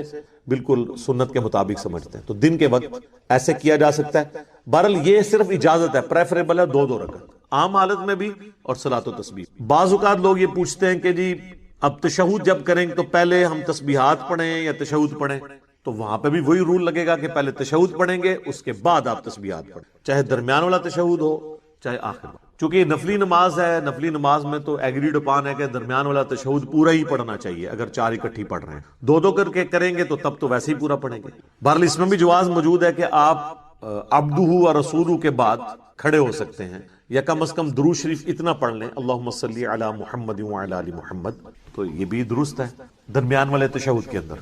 तो बेहतर यह है कि इसे आप 2-2 रखते करके पढ़ें। अब रह गया मसला कि ये याद कैसे रखना है, यानी कोई आपने कोई तस्बीह हाथ में पकड़नी है तो बड़ा आसान तरीका है, अपनी उंगलियों को यूं दबा के आप याद रख सकते हैं। एक जगह 15 दफा पढ़ना है ना सिर्फ क़याम में, बाकी तो हर जगह 10 दफा। मैं रुकू में अगर घुटने पे हाथ रखा हूं तो मैं पहली दफा जब पढ़ूं तो ये उंगली दबा दूं हल्की सी, ये यूं यूं चलते चलते ये 5 हो गई, फिर इस तरह। तो इसमें आप उल्टे हाथ को भी शामिल करें। वो जो हदीस पेश करते हैं ना ये अबू दाऊद से कि नबी अलैहिस्सलाम दाएं हाथ पे शुमार करते थे, वो रवायत आमश की तदलीस की वजह से ज़ईफ है। सही सनद से जो रवायत है वो जामिया तिरमिजी और अबू दाऊद दोनों में मौजूद है कि नबी सल्लल्लाहु अलैहि वसल्लम ने फरमाया کہ انگلیوں پر شمار کرو، تمہاری انگلیاں قیامت والے دن اس ذکر کی گواہی دیں گی. تو چاہے وہ دایاں ہاتھ ہو بایاں ہو، آپ دونوں پہ شمار کریں، دونوں کی انگلیاں گواہی دیں، اس سے تو بڑی چیز ہی کوئی نہیں ہے. تو یہ صلاۃ و تسبیح کے حوالے سے کچھ چند ایک جو ضروری مسائل تھے وہ میں نے ساتھ ساتھ ڈسکس کر دیے. اس کے علاوہ بھی کچھ چیزیں ہیں جو لوگ پوچھ رہے ہوتے ہیں. مثال کے طور پر وہ کہتے ہیں کہ جی ہم اس کی جماعت کروا لیں، جو آپ نے سوال میں بھی پوچھا تھا. تو جماعت، نفلی نماز کی جماعت اعلانیہ کرنا، یہ تو فقہ حنفی کے تحت بھی مکروہ ہے. خود اعلیٰ حضرت نے فتاوی رضویہ میں اسے مکروہ لکھا ہے، کسی نفلی نماز کو اعلانیہ جماعت کے ساتھ پڑھنا، کیونکہ اس میں تو فرض کے ایکویلنٹ آپ اس کو ایک اہمیت دے رہے ہوں گے، تو یہ تو غلط ہے. ویسے نفل کی جماعت کروانا درست ہے، جس طرح آپ صلاۃ و تسبیح کو تو چھوڑ دیں، آپ قیام اللیل ہے، نماز تراویح، یہ بھی نفلی نماز ہے لیکن اس کی جماعت ہوتی ہے. اس کے علاوہ بھی کسی نفلی نماز کی اگر اعلان کے بغیر جماعت ہو، چند لوگ بیٹھے ہیں اور اسی وقت وہ ڈیسائیڈ کریں کہ ہم ایک نفلی نماز پڑھ لیتے ہیں، اشراق کی، تہجد کی، کوئی بھی، تو پڑھ لیں. صحیح بخاری اور مسلم دونوں میں موجود ہے. انس بن مالک کہتے ہیں کہ نبی علیہ السلام ہمارے گھر ایک دفعہ تشریف لائے تو آپ علیہ السلام نے ہمارے گھر میں خیر و برکت کے لیے فرض کے علاوہ 2 رکعتیں نفل پڑھائیں اور ہم نے جماعت کے ساتھ آپ کے پیچھے نماز پڑھی. اسی طرح ایک اور صحابی ہیں اتبان بن مالک، جو کہتے ہیں کہ میں یا رسول اللہ بڑی دور سے آتا ہوں، جب بارش ہوتی ہے، یہ بھی حدیث بخاری مسلم میں، تو مدینے کے ندی نالے بہ نکلتے ہیں، اور آپ اگر میرے گھر تشریف لے آئیں اور 2 رکعت آپ پڑھ دیں وہاں پر، تو میں اسے اپنا مصلی بنا لوں گا. تو نبی علیہ السلام پھر ان کے گھر تشریف لے گئے اور وہاں جا کے آپ نے عام نفلی نماز جماعت کے ساتھ پڑھائی، گھر والوں نے پیچھے پڑھی اور وہ مصلی اتبان بن مالک نے اپنا بنا لیا. یہ حدیث بھی اس بات کا ثبوت ہے کہ عام حالت میں بھی آپ جو نفل نماز ہے اس کی جماعت کروا سکتے. باقی جو صلاۃ و تسبیح ہو رہی ہوتی ہے رمضان کی راتوں میں، یا شب برات کی رات میں، یا 10 محرم کی رات میں، اعلانیہ خصوصاً بریلوی مکتب فکر میں لوگ وہ 1 ہفتہ پہلے ہی بینر لگنے شروع ہو جاتے ہیں کہ فلاں تاریخ کو اتنے بجے رات کے 1:30 بجے 2 بجے جماعت سے ادا کی جائے گی. یہ بالکل بدعت ہے، یہ فقہ حنفی کے نزدیک بھی مکروہ ہے. اس طریقے سے اعلانیہ نماز نفلی نہیں کروائی جا سکتی. ہم نفل کے فی نفسی جماعت کے خلاف نہیں ہیں، اس اعلانیہ جماعت کروانے کے خلاف ہیں، اور یہ دین کے اندر ایک ایگزیجریشن ہے، ایک بدعت ہے جو ان لوگوں نے داخل کر دی. باقی آپ انڈیویجول پڑھیں، جب مرضی پڑھیں، روزانہ پڑھیں، ہفتے میں 1 دفعہ پڑھ لیں، مہینے میں 1 دفعہ، رمضان میں سال میں 1 دفعہ پڑھ لیں، اور زندگی میں تو 1 دفعہ ضرور پڑھیں، نبی علیہ السلام نے فرمایا. تو رمضان شریف میں ذرا آئیڈیل موقع ہے، خصوصاً جو لوگ اعتکاف بیٹھے ہیں، کم از کم 10 کی 10 راتیں وہ پڑھ لیں اپنی اپنی، لادہ سے جماعت کروانے کی ضرورت نہیں. اور نہیں تو طاق راتوں میں ضرور اہتمام کریں، یہ کوئی مشکل کام نہیں ہے. اتنی بڑی فضیلت اس نماز کی، اور اللہ تعالیٰ اس نماز کی برکت سے اگلے پچھلے یعنی سارے گناہ، چھوٹے بڑے، ظاہر پوشیدہ، جان بوجھ کے کیے یا انجانے میں ہوئے، یہ ساری نبی علیہ السلام نے ایک ایک چیز گنوا کے کہا کہ اللہ تعالیٰ معاف فرما. تو یہ بہت بڑی فضیلت ہے، میرا خیال ہے بہت بڑی محرومی ہے اگر کوئی اس نماز کو نہیں پڑھتا. باقی اس میں جو میں نے بتایا کہ ہو سکے تو ہر جمعے کو یعنی ہر ہفتے کو پڑھ لو. بعض لوگ اس میں یہ کہتے ہیں کہ جمعے والے دن مخصوص نہ کریں، کیونکہ صحیح مسلم میں ایک حدیث ہے کہ نبی صلی اللہ علیہ وآلہ وسلم نے جمعے کے دن یا جمعے کی رات کو عبادت کے لیے مخصوص کرنے سے منع فرمایا ہے. تو وہ اس کیٹیگری میں فال نہیں کرے گی، اس لیے کہ جب نبی علیہ السلام نے اس کی اجازت دے دی نا کہ ہفتے میں 1 دن پڑھ لو، تو آپ اپنے انتظامی طور پہ کوئی بھی دن وہ رکھ سکتے ہیں، خواہ جمعے کا دن ہی کیوں نہ ہو. اگر آپ اس کو اس طرح کہیں گے تو پھر تو کئی ایک وظائف ہیں جو ہے ہی جمعے کے ہیں، جس طرح المستدرک للحاکم میں صحیح سند سے حدیث ہے، جو جمعے والے دن سورۃ الکہف پڑھ لے تو اگلے جمعے تک کے لیے اللہ تعالیٰ اس کے لیے ایک نور مقرر کر دے. اسی طریقے سے ابو داؤد میں حدیث ہے کہ جمعے کا دن یوم مشہود ہے، اس دن آدم علیہ السلام پیدا ہوئے، اس دن وہ فوت ہوئے، اور اس دن قیامت قائم ہوگی، اور تم اس دن کثرت سے مجھ پہ درود شریف پڑھو، تمہارا درود مجھ پر پیش کیا جائے گا، اللہم صلی علی محمد وعلی آل محمد. تو ایک صحابی نے بڑی جرت کر کے عرض کی کہ یا رسول اللہ جب آپ مر جائیں گے اور آپ کی ہڈیاں مٹی میں مل جائیں گی. سر دیکھیں اس وقت کوئی 295C نہیں تھی سوال کرنے کے اوپر، ورنہ تو آپ دیکھتے وہاں پہ کیا ہو جاتا. یعنی علم حاصل کرنے کے لیے چیزیں پوچھی جا سکتی. تو آپ نے اس کے سوال کے جواب میں فرمایا کہ اللہ تعالیٰ نے حرام کر دیا ہے مٹی کے لیے کہ وہ انبیاء کے جسموں کو کھائے، مجھ پہ تمہارا درود اس وقت بھی پیش ہو. بڑی بات ہے.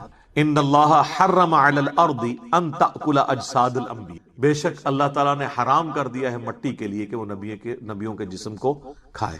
تو اس صحابی کے سوال کرنے کی برکت سے اتنا بڑا جواب بھی آ گیا، امت تک عقیدہ بھی حیات النبی کا پہنچ گیا.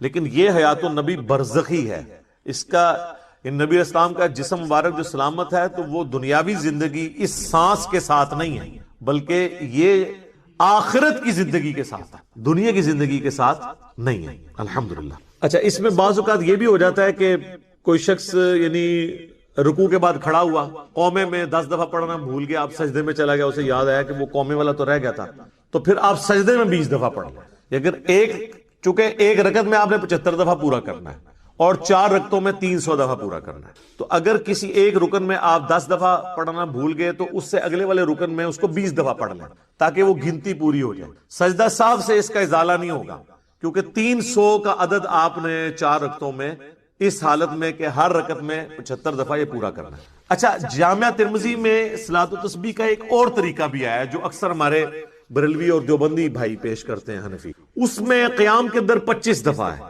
لیکن وہ طریقہ مرفوع نہیں ہے، وہ عبداللہ ابن مبارک نے بیان کیا ہے، اور ظاہر عبداللہ ابن مبارک رحمہ اللہ تعالیٰ تو تبع تابعین میں سے. بہرحال میں وہ بیان کر دیتا ہوں جامعہ ترمذی میں.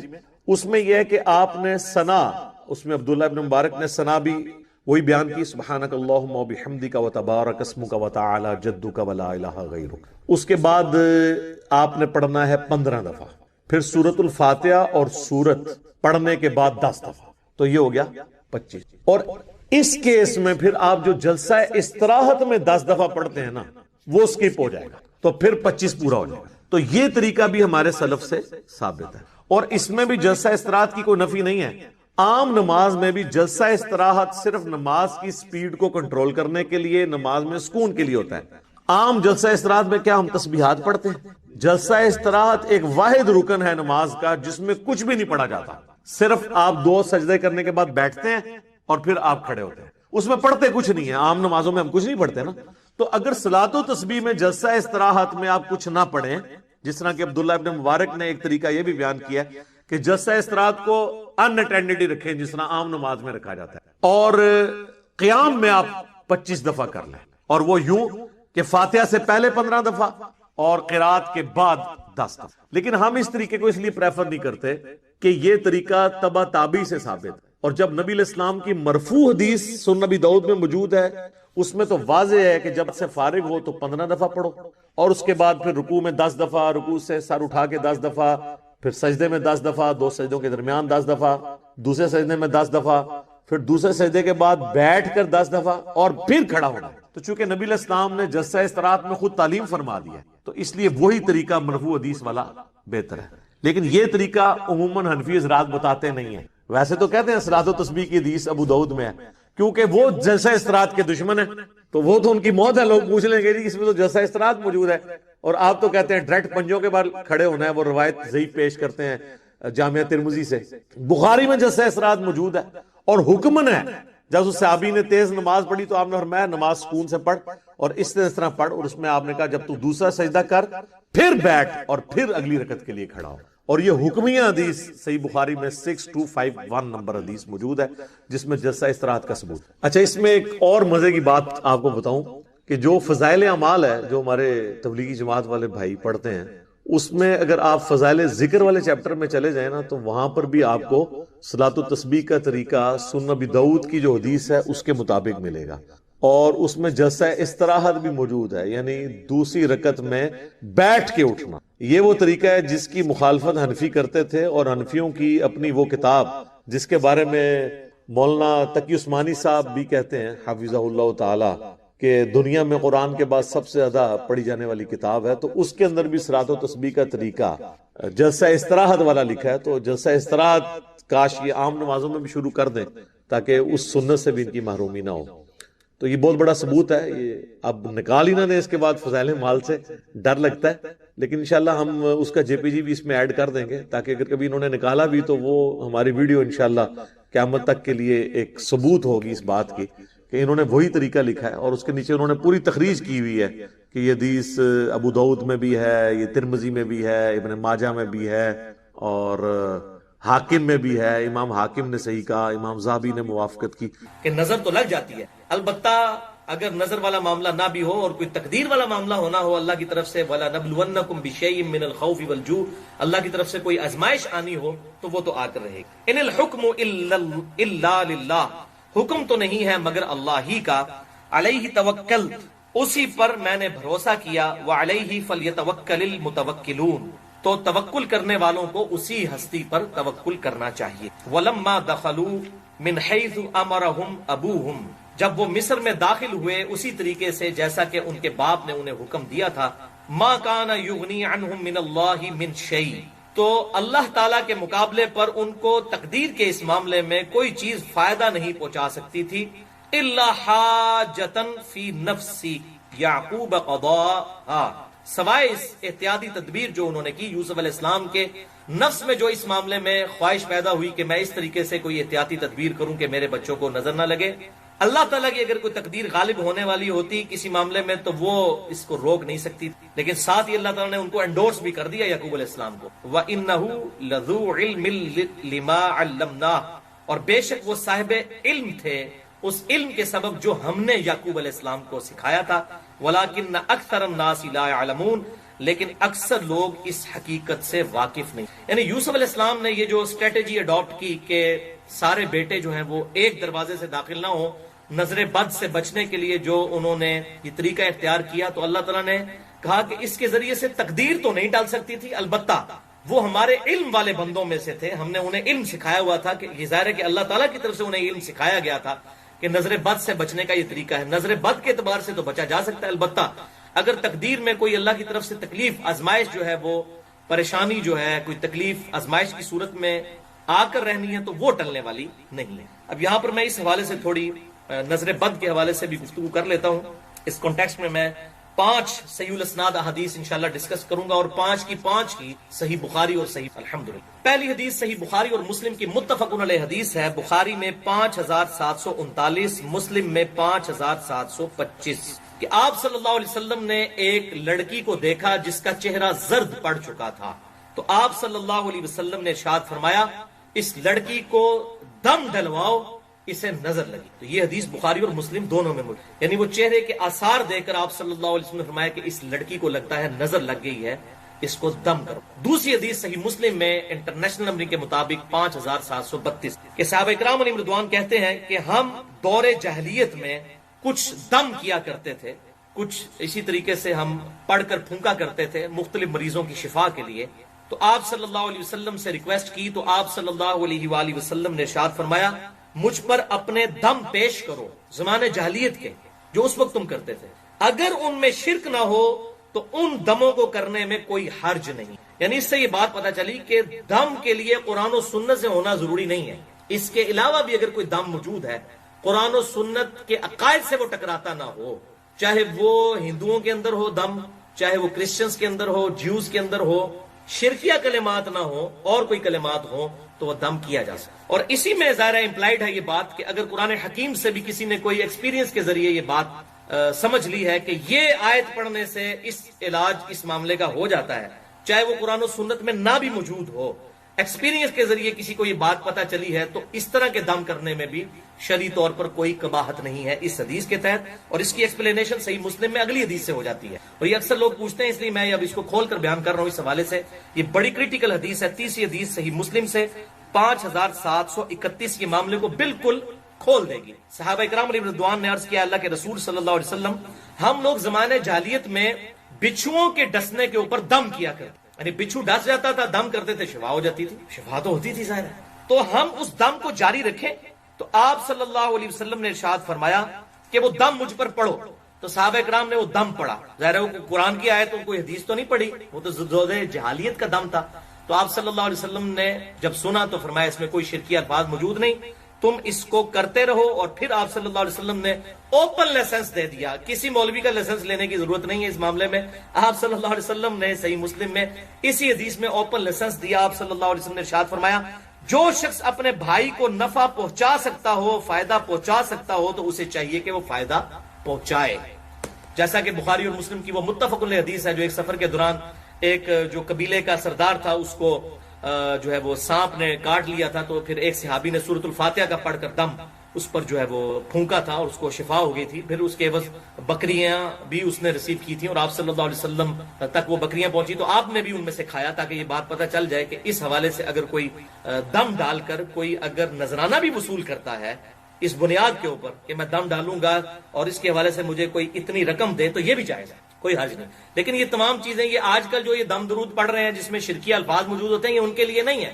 اگر سنت کے مطابق کوئی دم پڑے اور اس کے ذریعے اس کو کوئی ذریعہ معاش بھی بنا لیتا ہے اس حوالے سے اور نذرانے وصول کرتا ہے تو یہ بخاری اور مسلم کی متفق علیہ حدیث ہے, بڑی مشہور حدیث ہے یہ سورۃ الفاتحہ کے دم کے حوالے سے, تو یہ جائز ہے اگر اس کے ساتھ اس طرح کی کوئی کمٹمنٹ کر لی جائے لیکن شرک کے الفاظ نہ ہو. تو اس میں آپ صلی اللہ علیہ وآلہ وسلم نے معاملہ بالکل کھول کر بیان کر دیا. سوال اینڈ میں یہ اپنی اچھا چوتھی حدیث بھی صحیح مسلم سے ہے انٹرنیشنل نمبر کے مطابق 5702 کہ آپ صلی اللہ علیہ وسلم نے ارشاد فرمایا العین حق, نظر کا لگ جانا یہ حق بات ہے کہ ایسا ہو جاتا ہے, نظر لگ جاتی ہے. پھر آپ صلی اللہ علیہ وسلم نے ساتھ ہی ارشاد فرمایا اگر کوئی شے تقدیر پر بھی سبقت لے جاتی تو وہ نظر ہے, اور جب نظر لگ جائے اور کوئی شخص تم سے غسل کا مطالبہ کرے تو اس کے لیے غسل کر دیا کرو. اب یہ پورا معاملہ ہے, یہ غسل کرنا کیا ہے, وہ بخاری اور مسلم میں حدیثیں ملتی ہیں, الموطا امام مالک میں بھی ڈیٹیل کے ساتھ کہ ایک صحابی تھے سیدنا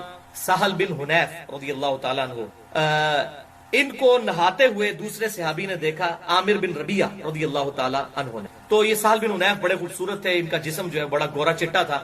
تو عامر بن ربیعہ رضی اللہ تعالیٰ عنہ نے کہا کہ کتنا خوبصورت جسم ہے, ماشاء اللہ نہیں کہا, کوئی دعائے برکت نہیں دی بلکہ تعریف کی. بس وہ کیا تھا, وہ منہ دے پہ گئے, فوراً یہ ایسی نظر لگی کہ وہ سخت تکلیف میں چلے گئے. تو آپ صلی اللہ علیہ وسلم کے پاس جب یہ بات پہنچی تو آپ نے بلا کے عامر بن ربیعہ کو ڈانٹا اور فرمایا کہ تم اپنے بھائی کو قتل کرنا چاہتے ہو, تمہیں تو یہ کہنا چاہیے تھا کہ اللہ تعالیٰ نے اسے برکت دی ہے, ماشاءاللہ, اس قسم کے الفاظ استعمال کرنے چاہیے تھے. اور یہ ہماری مسلمانوں کی ٹریڈیشنز ہیں, سبحان اللہ, الحمدللہ, انشاءاللہ, ماشاءاللہ. وہ سورۃ الکہف میں بھی آتا ہے, وہ جو باغ میں داخل ہوا تو اللہ تعالیٰ اس نے ماشاءاللہ نہیں کہا تو پھر دیکھیں باغ کے ساتھ کیا اشر ہوا. تو ایون اپنے بیوی بچوں کو, اپنے خاندان کو دیکھنا اور کسی بات سے خوش ہو, اپنی نظر بھی بعض کا انسان کی لگ جاتی ہے تو فوراً پڑھنا چاہیے ماشاءاللہ, جیسا اللہ نے چاہا, لا حول ولا قوت الا باللہ. تو اس قسم کے کلمات اللہ کی طرف ان چیزوں کو منسوب کرنا چاہیے, ورنہ نظر لگ جاتی ہے, یہ برحق ہے نظر کا لگ جانا. تو کتنے الفاظ زبردست ہیں صحیح مسلم 5702 کہ اگر تقدیر پر بھی کوئی بات غلبہ پا لیتی, اگر یہ ہوگا تو نہیں لیکن اگر پا سکتی تو یہ اتنی سٹرونگ چیز ہے نظر کا لگ جانا. جب غسل کا مطالبہ کیا جائے تو غسل کرو. اور وہ میں واقعہ سنا رہا تھا جو آپ بخاری اور مسلم میں ہے, الموطا امام مالک میں بھی ڈیٹیل کے ساتھ آیا, مشکات میں بھی موجود ہے. تو سہل بن حنیف جو ہے ہوتے مندے ہی پہ گئے, ظاہر ہے کہ ان کو اتنی سخت نظر لگ گئی. تو آپ صلی اللہ علیہ وسلم نے عامر بن ربیعہ کو بلا کر فرمایا تم اپنے بھائی کو قتل کرنا چاہتے ہو, اس کے لیے برکت کی دعا کرتے اگر تم نے اتنا اس کا خوبصورت جسم دیکھا تھا. تو آپ صلی اللہ علیہ وسلم نے پھر ان کے لیے علاج تجویز فرمایا کہ یہ عامر بن ربیعہ جس کی نظر لگی ہے یہ غسل کرے, اپنے ہاتھ پاؤں اور اپنا چہرہ یہ سب کچھ دھوئے یا وضو کرے, اور اس پانی کو ایک جو ہے برتن میں جمع کیا جائے, پھر اس پانی کے ساتھ وہ شخص غسل کرے کہ جس کو نظر لگی ہے. تو ایسا جب کیا گیا تو ان کی نظر اتر گئی, وہ بالکل ٹھیک ہو. تو یہ وہ مسلم میں جو الفاظ ہیں, جب غسل کا مطالبہ کیا جائے تو غسل کر دینا چاہیے. تو آپ سے بھی اگر کوئی مطالبہ کر دیتا ہے کہ جی جناب غسل کرو, لگتا ہے تہاڈی نظر لگی ہے, تو پھر مطالبہ پورا کرنا ضروری ہو جائے گا اس حوالے سے. تو اس کے لیے پورا غسل کرنا ضروری نہیں ہے. اس میں بھی الفاظ موجود ہیں کہ وہ اس صحابی نے وضو کیا, اپنے چہرے پہ پانی ڈالا, یہ چھوٹا غسل ہی ہوتا ہے نا وضو جو ہے, اور ہاتھ جو ہے کونیوں تک دھوئے, تو اس طریقے سے پاؤں دھوئے تو وہ پانی جمع کیا گیا, پھر اس سے غسل کروایا گیا. تو سہل بن حنیف رضی اللہ تعالیٰ عنہ کو اللہ تعالیٰ نے اس کی برکت سے شفا دے دی. اچھا پانچویں حدیث, اب یہ تو ساری باتیں ہوں گی اتنی ڈینجرس, علاج کیا ہے ان چیز. اصل چیز تو یہ ہے نا, اکثر لوگ پوچھ رہے ہوتے ہیں نظر کا علاج کیا ہے, نظر کا دم کیسے ڈالا جائے. تو دم تو مختلف لوگوں نے ایکسپیرینس سے بھی حاصل کیے ہیں. سورہ قلم کی جو آخری آیات ہے, وَإِن يَكَادُ الَّذِينَ كَفَرُوا لَيُزْلِقُونَ, یہ میں آپ کو پڑھ کے بھی سنا دیتا ہوں, اس کا تھوڑا ترجمہ بھی اس حوالے سے, یہ بڑی امپورٹنٹ آیات ہے. یہ حدیث میں تو نہیں ہے لیکن لوگوں کا ایکسپیرینس ہے نظر بد کے حوالے سے. سورہ قلم جو ہے, سورہ الملک سے جو فوراً بعد آگے سورت ہے وہ سورہ ہے سورہ قلم. تو اس کی آخری آیات جو ہے, آخری آیت 51 اور 52 جو ہے, وَإِن يَكَادُ الَّذِينَ كَفَرُوا لَيُزْلِقُونَكَ بِأَبْصَارِهِمْ لَمَّا سَمِعُوا الذِّكْرَ, کہ یہ کافر تو یہ چاہتے ہیں کہ وہ ضرور تمہیں نظر لگا دیں اپنی آنکھوں کے ذریعے جب وہ الذکر قرآن سنتے ہیں. تو یہ کافروں نے باقاعدہ بندے بلائے تھے نظر لگانے والے کہ آپ صلی اللہ علیہ وسلم کو نظر لگا دیں کس طریقے. تو آپ صلی اللہ علیہ وسلم جب قرآن پڑھتے تھے تو وہ ایسے نظر سے دیکھتے رہتے تھے کہ حضور صلی اللہ علیہ وسلم کو किसी तरीके से नजर लग जाए तो ये जो दावत है रुक जाए। अब उनको क्या पता था, वो तो अल्लाह के पैगंबर है, वो तो अल्लाह की हिफाजत में है। तो ये वो उस बात का जिक्र हुआ। तो अब लोगों ने डिस्कवरी की कि ये नजर के ऊपर आयात नाजिल हुई है, तो ये पढ़ के फूंके। तो अगर इस तरह किसी का एक्सपीरियंस होता है किसी हवाले से, तो आप सही मुस्लिम की हदीस सुन चुके हैं 5732 के अगर अपने भाई को, और 5731 कोई नफा पहुंचा सकता है अपने एक्सपीरियंस के जरिए किसी हवाले से, तो इवन कुरान और सुन्नत से हटकर भी कोई दम हो, शिरकिया ना हो, तो वो दम कर सकते हैं आप, इसमें कोई मसला नहीं है। लेकिन अगर उस दम के अंदर या अली मदद, या शेख अब्दुल कादिर जिलानी मदद, इस किस्म के कोई शिरकिया अल्फाज है, तो वो दम नहीं है भाई, वो शैतानत है। या कोई देवी को पुकारता है उसके अंदर, या किसी बुत से मदद मांगता है, तो उस मामले में अगर कोई शिफा हो भी जाती है वक्ती तौर के ऊपर, तो वो दम करना जो है वो हराम है। बाज़ औक़ात उन्हीं शयातीन की तरफ से गलबा हो जाता है, और ये अक्सर औक़ात शयातीन जब गलबा करते हैं तो कहते हैं नहीं फलां जो है वो जो है, खुसूसन इंडिया के अंदर ऐसा होता है, फलां जो है वो बुत के उस दरबार पर ले जाओ जहां पर उनका वो सारा मेला ठेला लगा होता है, तो लोगों को वो जिन्नात उतर जाते हैं। वो बेसिकली वो शयातीन होते हैं जो लोगों का अकीदा खराब करना चाहते हैं। इधर भी होता है बाज़ का, तो कहते हैं फलां दरबार पे ले गए कि ठीक हो गए, उसी दरबार तो शैतान आए होंगे ने, जिन चढ़े होंगे ने, इसी वास्ते के लोगों को कुरान और सुन्नत से हटाकर इस तरह के मामलात किए। तो ये उसमें आप सल्लल्लाहु अलैहि वसल्लम के वाज़ेह अल्फाज हैं सही मुस्लिम के अंदर 5731 और 5732 कि ऐसे अल्फाज ना हो जो शिरकियां हो, अदरवाइज वो एक्सेप्टेबल नहीं होंगे, फिर वो दम जो है फिर एक्सेप्टेबल नहीं होगा। हाँ, शिरकिया ना हो तो चाहे कुरान और सुन्नत में ना भी हो, या इवन कुरान से कोई ऐसा दम हो जो आप सल्लल्लाहु अलैहि वसल्लम ने तालीम नहीं फरमाया लेकिन किसी ने एक्सपीरियंस से लर्न किया है, तो वो भी कर सकते हैं। आप सल्लल्लाहु अलैहि वसल्लम ने इजाजत दे दी, मैंने मुस्लिम शरीफ की हदीस बता दी है। तो ये आयत वइन यकादुल्लज़ीना कफरू लयुज़लिक़ूनका बिअबसारिहिम लम्मा समिअु ज़िक्र, और ये काफिर कहते हैं कि तो नजर लगा के जरूर आप सल्लल्लाहु अलैहि वसल्लम को नजर लगा देंगे। इस तरह आपको ये आंखें फाड़ कर देखते हैं जब आप कुरान अज़्ज़िक्र पढ़ रहे होते हैं। वयक़ूलूना इन्नहु लमजनून, और कहते हैं कि ये तो मजनू है माज़अल्लाह नबी। वमा हुवा इल्ला ज़िक्रुल लिल आलमीन, और ये कुरान तो नहीं है मगर नसीहत तमाम जहान वालों के लिए। और ये जो है ज़मीर आप सल्लल्लाहु अलैहि वसल्लम की तरफ भी लौट सकती है कि आप सल्लल्लाहु अलैहि वसल्लम तो नहीं दावत हक करने वाले मगर सारे जहान वालों के। तो अल्लाह की तरफ से आप सल्लल्लाहु अलैहि वसल्लम अल्लाह के रिप्रेजेंटेटिव बनकर आए हैं, उनको नहीं नजर लग सकती। तो बाज लोग ये आयत भी दम करके, लोगों का एक्सपीरियंस है कि नजर लगी हो तो ये पढ़कर फूंका जाए तो शिफा हो जाती है। बाकी ये पानी के ऊपर आप सल्लल्लाहु अलैहि वसल्लम ने फूंके मारने से मना किया है, डायरेक्ट फूंक मारी जा सकती है किसी भी मामले के अंदर।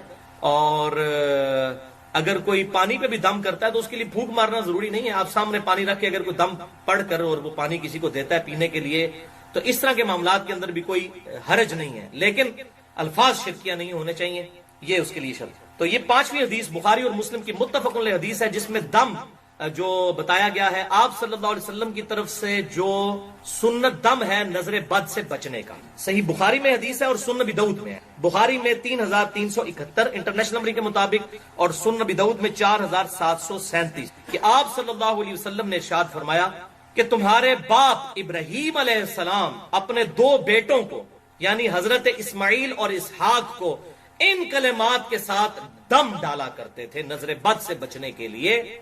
और अबू दाऊद में आगे अल्फाज हैं कि मैं भी अपने 2 बेटों को हसन और हुसैन को इन्हीं अल्फाज के साथ दम डालता हूं जिन अल्फाज के साथ इब्राहीम अलैहिस्सलाम अपने 2 बेटों को इस्माइल और इसहाक को दम डालते। अब निस्बत देखें कहां मिलाई है आप सल्लल्लाहु अलैहि वसल्लम। हसन और हुसैन के मुकाबले करते हैं लोग, यजीद को लेके आते हैं, यजीद को क्या सारों को इकट्ठा कर ले आप जितने आपके चाहने वाले हैं, हसन और हुसैन का मुकाबला नहीं हो सकता। तो आप सल्लल्लाहु अलैहि वसल्लम निस्बत क्या मिला रहे हैं कि इस्माइल और इसहाक को इब्राहीम अलैहिस्सलाम अपने 2 बेटों को दम करते थे, और मैं अपने 2 बेटे हसन और हुसैन को उन्हीं अल्फाज के साथ वो नजर बद से बचने के लिए दम डालता। अऊज़ु बिकलिमातिल्लाहि ताम्मा मिन कुल्ली शैतानिन व हाम्मा व मिन कुल्ली ऐनिन लाम्मा, मैं अल्लाह की पनाह मांगता हूं, अल्लाह के कलमात ताम्मा की पनाह मांगता हूं तमाम शयातीन से, और वहाम्मा और तमाम जहरीले जानवरों से, वमिन कुल्ली ऐनिन लाम्मा और हर उस आंख से जो नजर लगा देती है,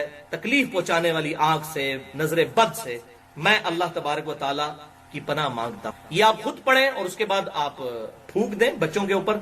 और इस तरह भी होगा कि आप इसको अरबी लिंग्विस्टिक के एतबार से जो सुन्न नबी दाऊद में आता है, उईज़ुकुमा, मैं तुम दोनों को पनाह में देता हूं ए हसन और हुसैन। उईज़ुकुमा, उईज़ुकुम होगा मैं तुम सबको पनाह देता हूं, ये अरबी लिंग्विस्टिक के एतबार से। तो अगर सारे बीवी बच्चों माँ बाप सब पे दम डालना है तो आप कहेंगे उईज़ुकुम बिकलिमातिल्लाहि ताम्मा من کل شیطان وہامہ ومن کل عین لامہ. ٹھیک ہے، یہ تا آتے ہیں تو یہ وقف ہو. اعوذ بکلمات اللہ التامہ، یہ تا ہے گول تو ہا بن جائے گی. من کل شیطان وہامہ ومن کل عین لامہ. تو یہ الفاظ ہیں جو صحیح بخاری 3371 اور سنن نبی داؤد 4737 نمبر حدیث کے اندر الحمدللہ آئے ہیں. بہرحال اس حوالے سے یہ بات یاد رکھیں بھائیوں کہ یہ جتنے بھی اس قسم کے اذکار ہیں، سنت اذکار، اس کے علاوہ بھی ہیں. میں آج انشاءاللہ کچھ بتا بھی دیتا ہوں مزید.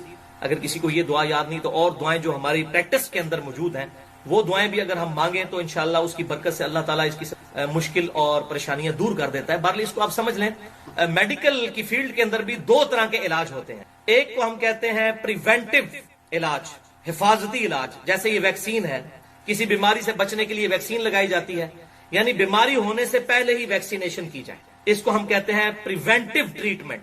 ہماری انجینئرنگ کی فیلڈ میں بھی اس قسم کے پریونٹیو علاج کیے جاتے ہیں مشینوں کے. مثلا مشین کو تیل دینا، یہ تیل کیوں دیا جاتا ہے؟ پریونٹیو مینٹیننس کے طور پر، تاکہ ایسا نہ ہو کہ تیل دیں گے تو ظاہر ہے اس تیل کی وجہ سے وہ پرزے ذرا دیر سے گھس. آپ موٹر سائیکل کے چین کو بھی تیل دیتے ہیں، تو یہ پریونٹیو مینٹیننس کہلاتی ہے کہ مصیبت پڑنے سے پہلے ہی آپ اس کو پریونٹ کریں. تو اکثر قرآن و سنت کے جو علاج ہیں یہ پریونٹیو مینٹیننس ہے، علاج ہے اس اعتبار سے کہ آپ سنت اذکار پڑھیں اور اس کی برکت سے اللہ تعالیٰ آپ کو محفوظ رکھے گا. وہ میں اذکار انشاءاللہ بتا بھی دیتا ہوں آپ کو، یہ ہمارے چھپے ہوئے بھی موجود ہیں اس حوالے سے الحمدللہ. اور دوسرا علاج ہے کیوریٹو، کہ اب ایک کسی پہ مصیبت ٹوٹ پڑی ہے اور اب آپ نے اس کا علاج کرنا ہے. اب ظاہر ہے پریونٹیو علاج اس میں اس طریقے سے کارگر ثابت نہیں ہوگا، یہ بات یاد رکھیں. جیسے میڈیکلی بھی پریونٹیو علاج تو اس وقت تک ہے جب تک بیماری لگے نا. جب بیماری لگ جائے تو ظاہر ہے پھر آپ کو کیوریٹو علاج کروانا پڑے گا، اس کا علاج کرنا پڑے گا، اس بیماری کا علاج کرنا پڑے گا. اور اس حوالے سے بسا اوقات کسی عامل کے پاس بھی لے کے جانا پڑ جاتا ہے.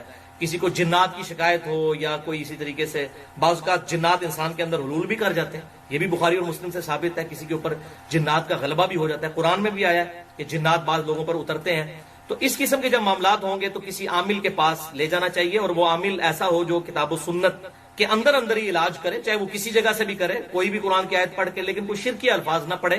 تو وہ عامل عموماً جو ہے اس طریقے سے جنات وغیرہ نکال دیتے ہیں. اور اس میں اگر وہ کوئی پیسے بھی ڈیمانڈ کرے تو میں نے آپ کو بتایا بخاری اور مسلم سے ثابت ہے، سورۃ الفاتحہ کے دم کے لیے صحابہ کرام علیہم رضوان نے وہ ان سے بکریوں کا ریوڑ پورا ڈیمانڈ کیا تھا.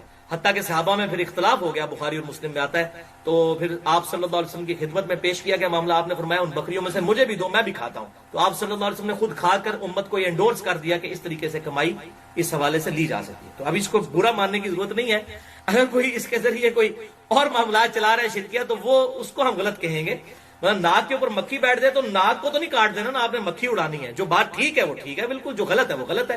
تو جتنی بات حق ہے ہم اتنی حق بات کو مانتے ہیں، جو باطل بات ہے ہم اس کو ماننے کے لیے تیار نہیں ہوں گے. تو اس کا باریک سا فرق بھی ضرور سمجھنا چاہیے. اس معاملے میں انسان کو جو ہے وہ فوراً جذباتی نہیں ہونا چاہیے کہ یار یہ کیا کہہ رہا ہے کہ ایسا کیا جا سکتا ہے. تو یہ الحمدللہ بخاری اور مسلم میں موجود ہے. ہاں اب اگر آج تک ہمیں کسی نے نہیں بتایا تو ان تو مولویوں کو گریبان پکڑنے سے تو مولویوں کے خلاف ہیں کہ یہ مولوی جو ہیں یہ جو ہے وہ اپنے فرقے کی باتیں بتاتے ہیں ایک دوسرے کو نیچے دکھانے کے لیے.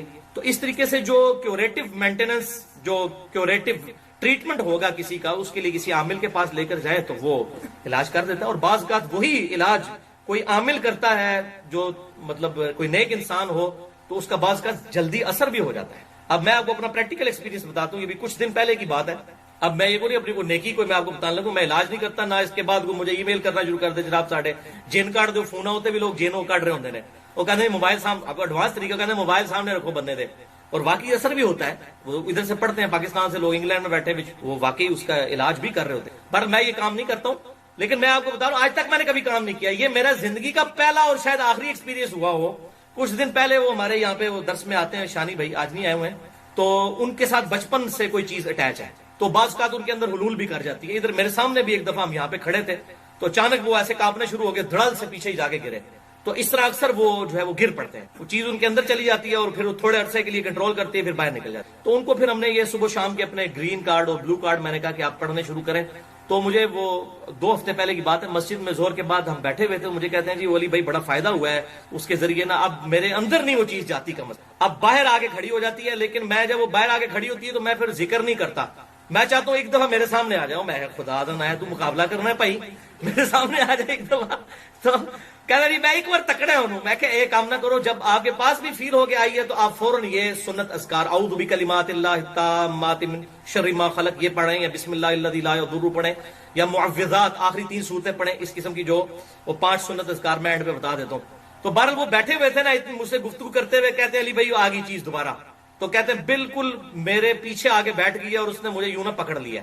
تو میں نے نا ان کو اسی وقت نا ان کے کندھے پہ نا اپنا ہاتھ رکھ کے نا تو میں نے بلند آواز سے پڑھا اعوذ بکلمات اللہ التامہ من کل شیطان وہامہ ومن کل عین لامہ.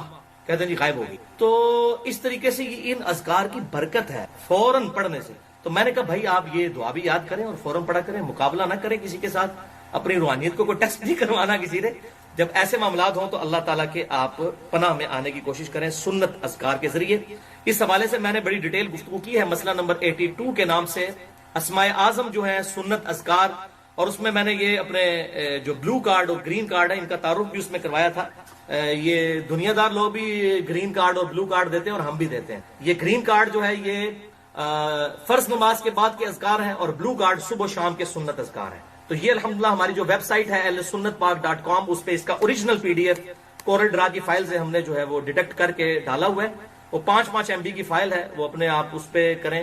اس کا اینڈرائڈ بھی انشاءاللہ ایک بھائی ہمارے بنا رہے ہیں، وہ اینڈرائڈ بھی اس کا بن جائے گا، آپ کے اینڈرائڈ فونز کے لیے اویلیبل ہوگا. بل یہ PDF فارم میں تو بلو کارڈ اور گرین کارڈ ضرور ڈاؤن لوڈ کریں. اور یہ الحمدللہ ہم نے اب ہزاروں کی تعداد میں چھپوائے ہیں، انشاءاللہ آپ کو مل بھی جائیں گے. ان میں یہ سنت اذکار لکھے ہیں. بہرحال میں نے آسانی کے لیے انہی میں سے 5 سنت اذکار جو ہیں یہ الگ سے پرنٹ بھی کروائے تھے. یہ جو ہمارا ریسرچ پیپر نمبر 7 ہے اس کا آخری پیج، یہ 10 کمانڈمنٹس والا جو ہے اس کے آخری پیج پہ یہ ہم نے اذکار لکھے ہیں. جادو ٹونا، وبائی امراض اور قدرتی حادثات سے بچاؤ کے صحیح سنت وظائف.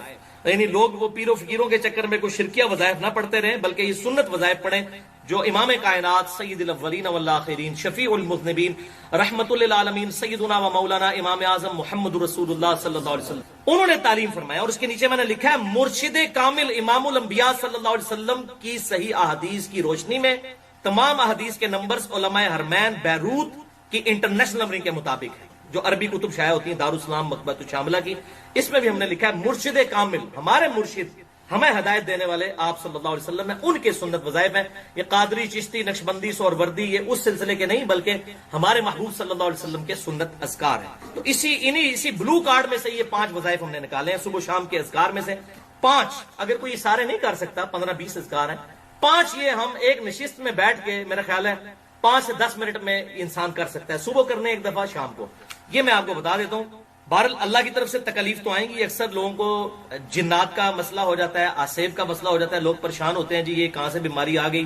اور جب پوچھے تو اکثر لوگ نماز روزہ بھی نہیں کرنے والے ہوتے، کہتے ہیں مصیبت کہاں سے آ گئی. مصیبت تو سب سے بڑی آپ کی یہ ہے. پھر سنت اذکار نہیں کرنے والے ہوتے. پھر اس کے باوجود بھی اگر کسی کے ساتھ کوئی ایسا مسئلہ بن جائے تو وہ سنت اذکار کے اوپر استقامت اختیار کرے، اپنے آپ کو امپروو کرنے کی کوشش کرے. انشاءاللہ آپ کی روحانیت مضبوط ہوگی تو اس حوالے سے معاملات سیدھے ہو جائیں گے. میں نے اسماء اعظم اور دعا کی قبولیت اور سنت اذکار یہ گرین اور بلو کے حوالے سے مسئلہ نمبر 82 میں یہ گفتگو کی ہے، کس طریقے سے یہ سنت اذکار فائدہ پہنچاتے ہیں، کون سی اسماء اعظم ہے جس کے ذریعے دعا قبول ہوتی ہے. بہرحال وَلَنَبْلُوَنَّكُمْ بِشَيْءٍ مِّنَ الْخَوْفِ وَالْجُوعِ وَنَقْصٍ مِّنَ الْأَمْوَالِ وَالْأَنفُسِ وَالثَّمَرَاتِ. ہم ضرور آزمائیں گے تمہیں خوف کے ذریعے، بھوک کے ذریعے، جان اور مال میں نقصان کے ذریعے. اللہ تعالیٰ نے چیک ضرور کرنا. تو یہ آزمائشیں انسان پہ ضرور آتی ہیں. اب دیکھیں کینسر بھی تو کسی کو ہو جاتا ہے. لوگ کہتے ہیں جنات کیوں چڑھ گئے جی میرے اوپر، تو آپ مجھے جنات کو تو چھوڑ دیں، کینسر بھی تو انسان کو ہو جاتا ہے. اس کی بھی آپ وجہ تلاش کریں گے. کسی نے کینسر کروا دیا. اکثر تو ہمارے کچھ ہو جائے تو فوراً تلاش میں جادو ٹونا کسی نے کروا دیا. نہیں، سارا جادو ٹونا آپ انڈیا، پاکستان، بنگلہ دیش جی واڑا ہے، اور کدھر نہیں ہے. ہوتا بھی ہے لیکن 99% نہیں ہوتا. ہمارے اپنے اعمال ہوتے ہیں یا بعض اوقات ہم پر آزمائش آتی ہے اور وہ نکل جاتی ہے آزمائش. آپ سنت اذکار کی طرف متوجہ ہوں، انشاءاللہ اللہ تعالیٰ حفاظت فرمانے والا ہے. تو یہ اس حوالے سے وہ اس چکر میں لوگ پڑ جاتے ہیں، خود کچھ کرنا نہ پڑے اور پھر وہ جو ہے وہ بابوں کی تلاش میں نکلتے ہیں اور بعض کا پھر وہ اپنا ایمان بھی گوا بیٹھتے ہیں. اس حوالے سے کوئی شرکیہ اگر کوئی دم پڑھنے شروع کر دیں گے، کوئی ناد علی یا اس قسم کے الفاظ جس میں شرکی الفاظ موجود ہیں، تو وہ اس کی تو پڑھنے کی کوئی اجازت نہیں ہے. تو اس طریقے سے جس طرح جراثیم کے ذریعے انسان کو دنیاوی طور پر ہیپاٹائٹس A B C یا اسی طریقے سے کینسر کا مرض ہو جاتا ہے، اسی طریقے سے روحانی امراض بھی ہوتے ہیں انسان کو. کبھی آسیب کا سایہ ہو جانا، کوئی جنات کا گھس جانا کسی بندے کے اندر، یا جادو ٹونا کا ہو جانا، لیکن اس کا علاج ہمارے محبوب صلی اللہ علیہ وسلم نے تعلیم فرمایا ہوا ہے۔ بہرحال یہ کہنا کہ جی وہ بندش ہو جاتی ہے، کوئی رزق بند کر، بھائی کسی کا کوئی رزق بند نہیں کر سکتا، یہ معاملات یاد رکھیں۔ اس طریقے سے تقدیر میں کوئی کسی کی آزمائش کسی کی آ سکتی ہے۔ میرے 6.5 گھنٹے کے 4 لیکچر ایکسکلوسیو ہے اس ٹاپک پہ، مسئلہ نمبر 103، 104A، 104B، 104C۔ اللہ کی طرف سے رزق کی تقسیم کا مسئلہ کیا ہے، اور مسئلہ تقدیر اور انسان کی پیدائش کا مقصد، اس ٹاپک پہ تقریباً 200 کے قریب آیات کراس ریفرنس کے طور پر پورے قرآن حکیم سے میں نے 6.5 گھنٹے میں 4 لیکچرز کے اندر وہ کور کیے ہیں۔ بلکہ یہ آخر میں 5 وظائف آپ سن لیں، یہ وہ وظائف ہیں جو انشاءاللہ ہم آسانی سے کر سکتے ہیں، کیونکہ یہ ہمیں یاد بھی ہے، تو کم از کم یہ 5 وظائف آپ یاد رکھیں۔ اگر وہ دعا یاد بھی نہیں ہے، اعوذ بکلمات اللہ التامہ من کل شیطان وہامہ ومن کل عین لامہ، وہ یاد نہ بھی ہو، یہ اذکار ہمیں یاد ہیں، یہ بہت پاورفل ہیں، اور ان میں سے بعض اذکار تو اس سے بھی زیادہ پاورفل ہیں الحمدللہ۔ یہ 5 سنت اذکار صبح و شام کے میں نے اسی بلو کارڈ میں سے الگ سے جو ہے پرنٹ کروائے ہیں۔ آپ یہ ریسرچ پیپر نمبر 7 اگر ڈاؤن لوڈ کر لیں ahlsunnatpak.com سے، اس کے آخری پیج پہ یہ لکھے ہوئے ہیں، ہم ہزاروں کی تعداد میں اس کی ہارڈ کاپیز بھی تقسیم کرتے ہیں۔ پہلا وظیفہ سن لیں، آیت الکرسی کا وظیفہ، سورۃ البقرہ کی آیت نمبر 255، جس کے بارے میں صحیح بخاری میں انٹرنیشنل نمبر کے مطابق 2311 نمبر حدیث ہے کہ آپ صلی اللہ علیہ وسلم نے اس بات کو انڈورس کیا جب شیطان انسانی شکل میں حضرت ابو ہریرہ کے پاس آیا رضی اللہ تعالی عنہ، بڑی ڈیٹیل حدیث ہے، اینڈ پہ اس نے ایک وظیفہ بتایا حضرت ابو ہریرہ کو اور کہا کہ اے ابو ہریرہ، اگر تم رات کو سونے سے پہلے آیت الکرسی سورۃ البقرہ کی آیت نمبر 255 پڑھ لو گے، اللہ لا الہ الا هو الحی القیوم وهو العلی العظیم تک، تو پوری رات اللہ تعالیٰ کی طرف سے ایک فرشتہ تمہاری حفاظت پر مامور، فرشتے کو پکارنا نہیں، پکارنا اللہ کو ہے، اللہ مامور کر دے، فرشتے کو پکار نہیں سکتے، پکارنا اللہ ہی کو۔ تو یہ شیطان نے وظیفہ دیا اور اپنی جان چھڑائی، تو آپ صلی اللہ علیہ وسلم کی خدمت میں حضرت ابو ہریرہ آئے، تو آپ صلی اللہ علیہ وسلم نے فرمایا کہ وہ ہے تو جھوٹا تھا، انسانی شکل میں آیا، وہ شیطان تھا، ابو ہریرہ تجھے پتہ نہیں چلا، لیکن بات اس نے سچی۔ اسی حدیث کے تحت لوگ کہتے ہیں کہ اگر شیطان بھی اگر اچھی بات کرے جو کتاب و سنت سے انڈورس ہو تو لے لینی ہے، لیکن یہ بات کرنا آسان ہے۔ ہماری کوئی حدیث ہم بیان کر دیں بخاری مسلم سے تو لوگ کہتے ہیں یہ حدیثاں تے آنے پر بیان نہیں کرنی ہے، ویسے کہتے ہیں شیطان کو بھی لے لو، خدا نہ شیطان کو تسی لے لیندے ہو تے بخاری مسلم کو میں تو نہیں لکھی ہے۔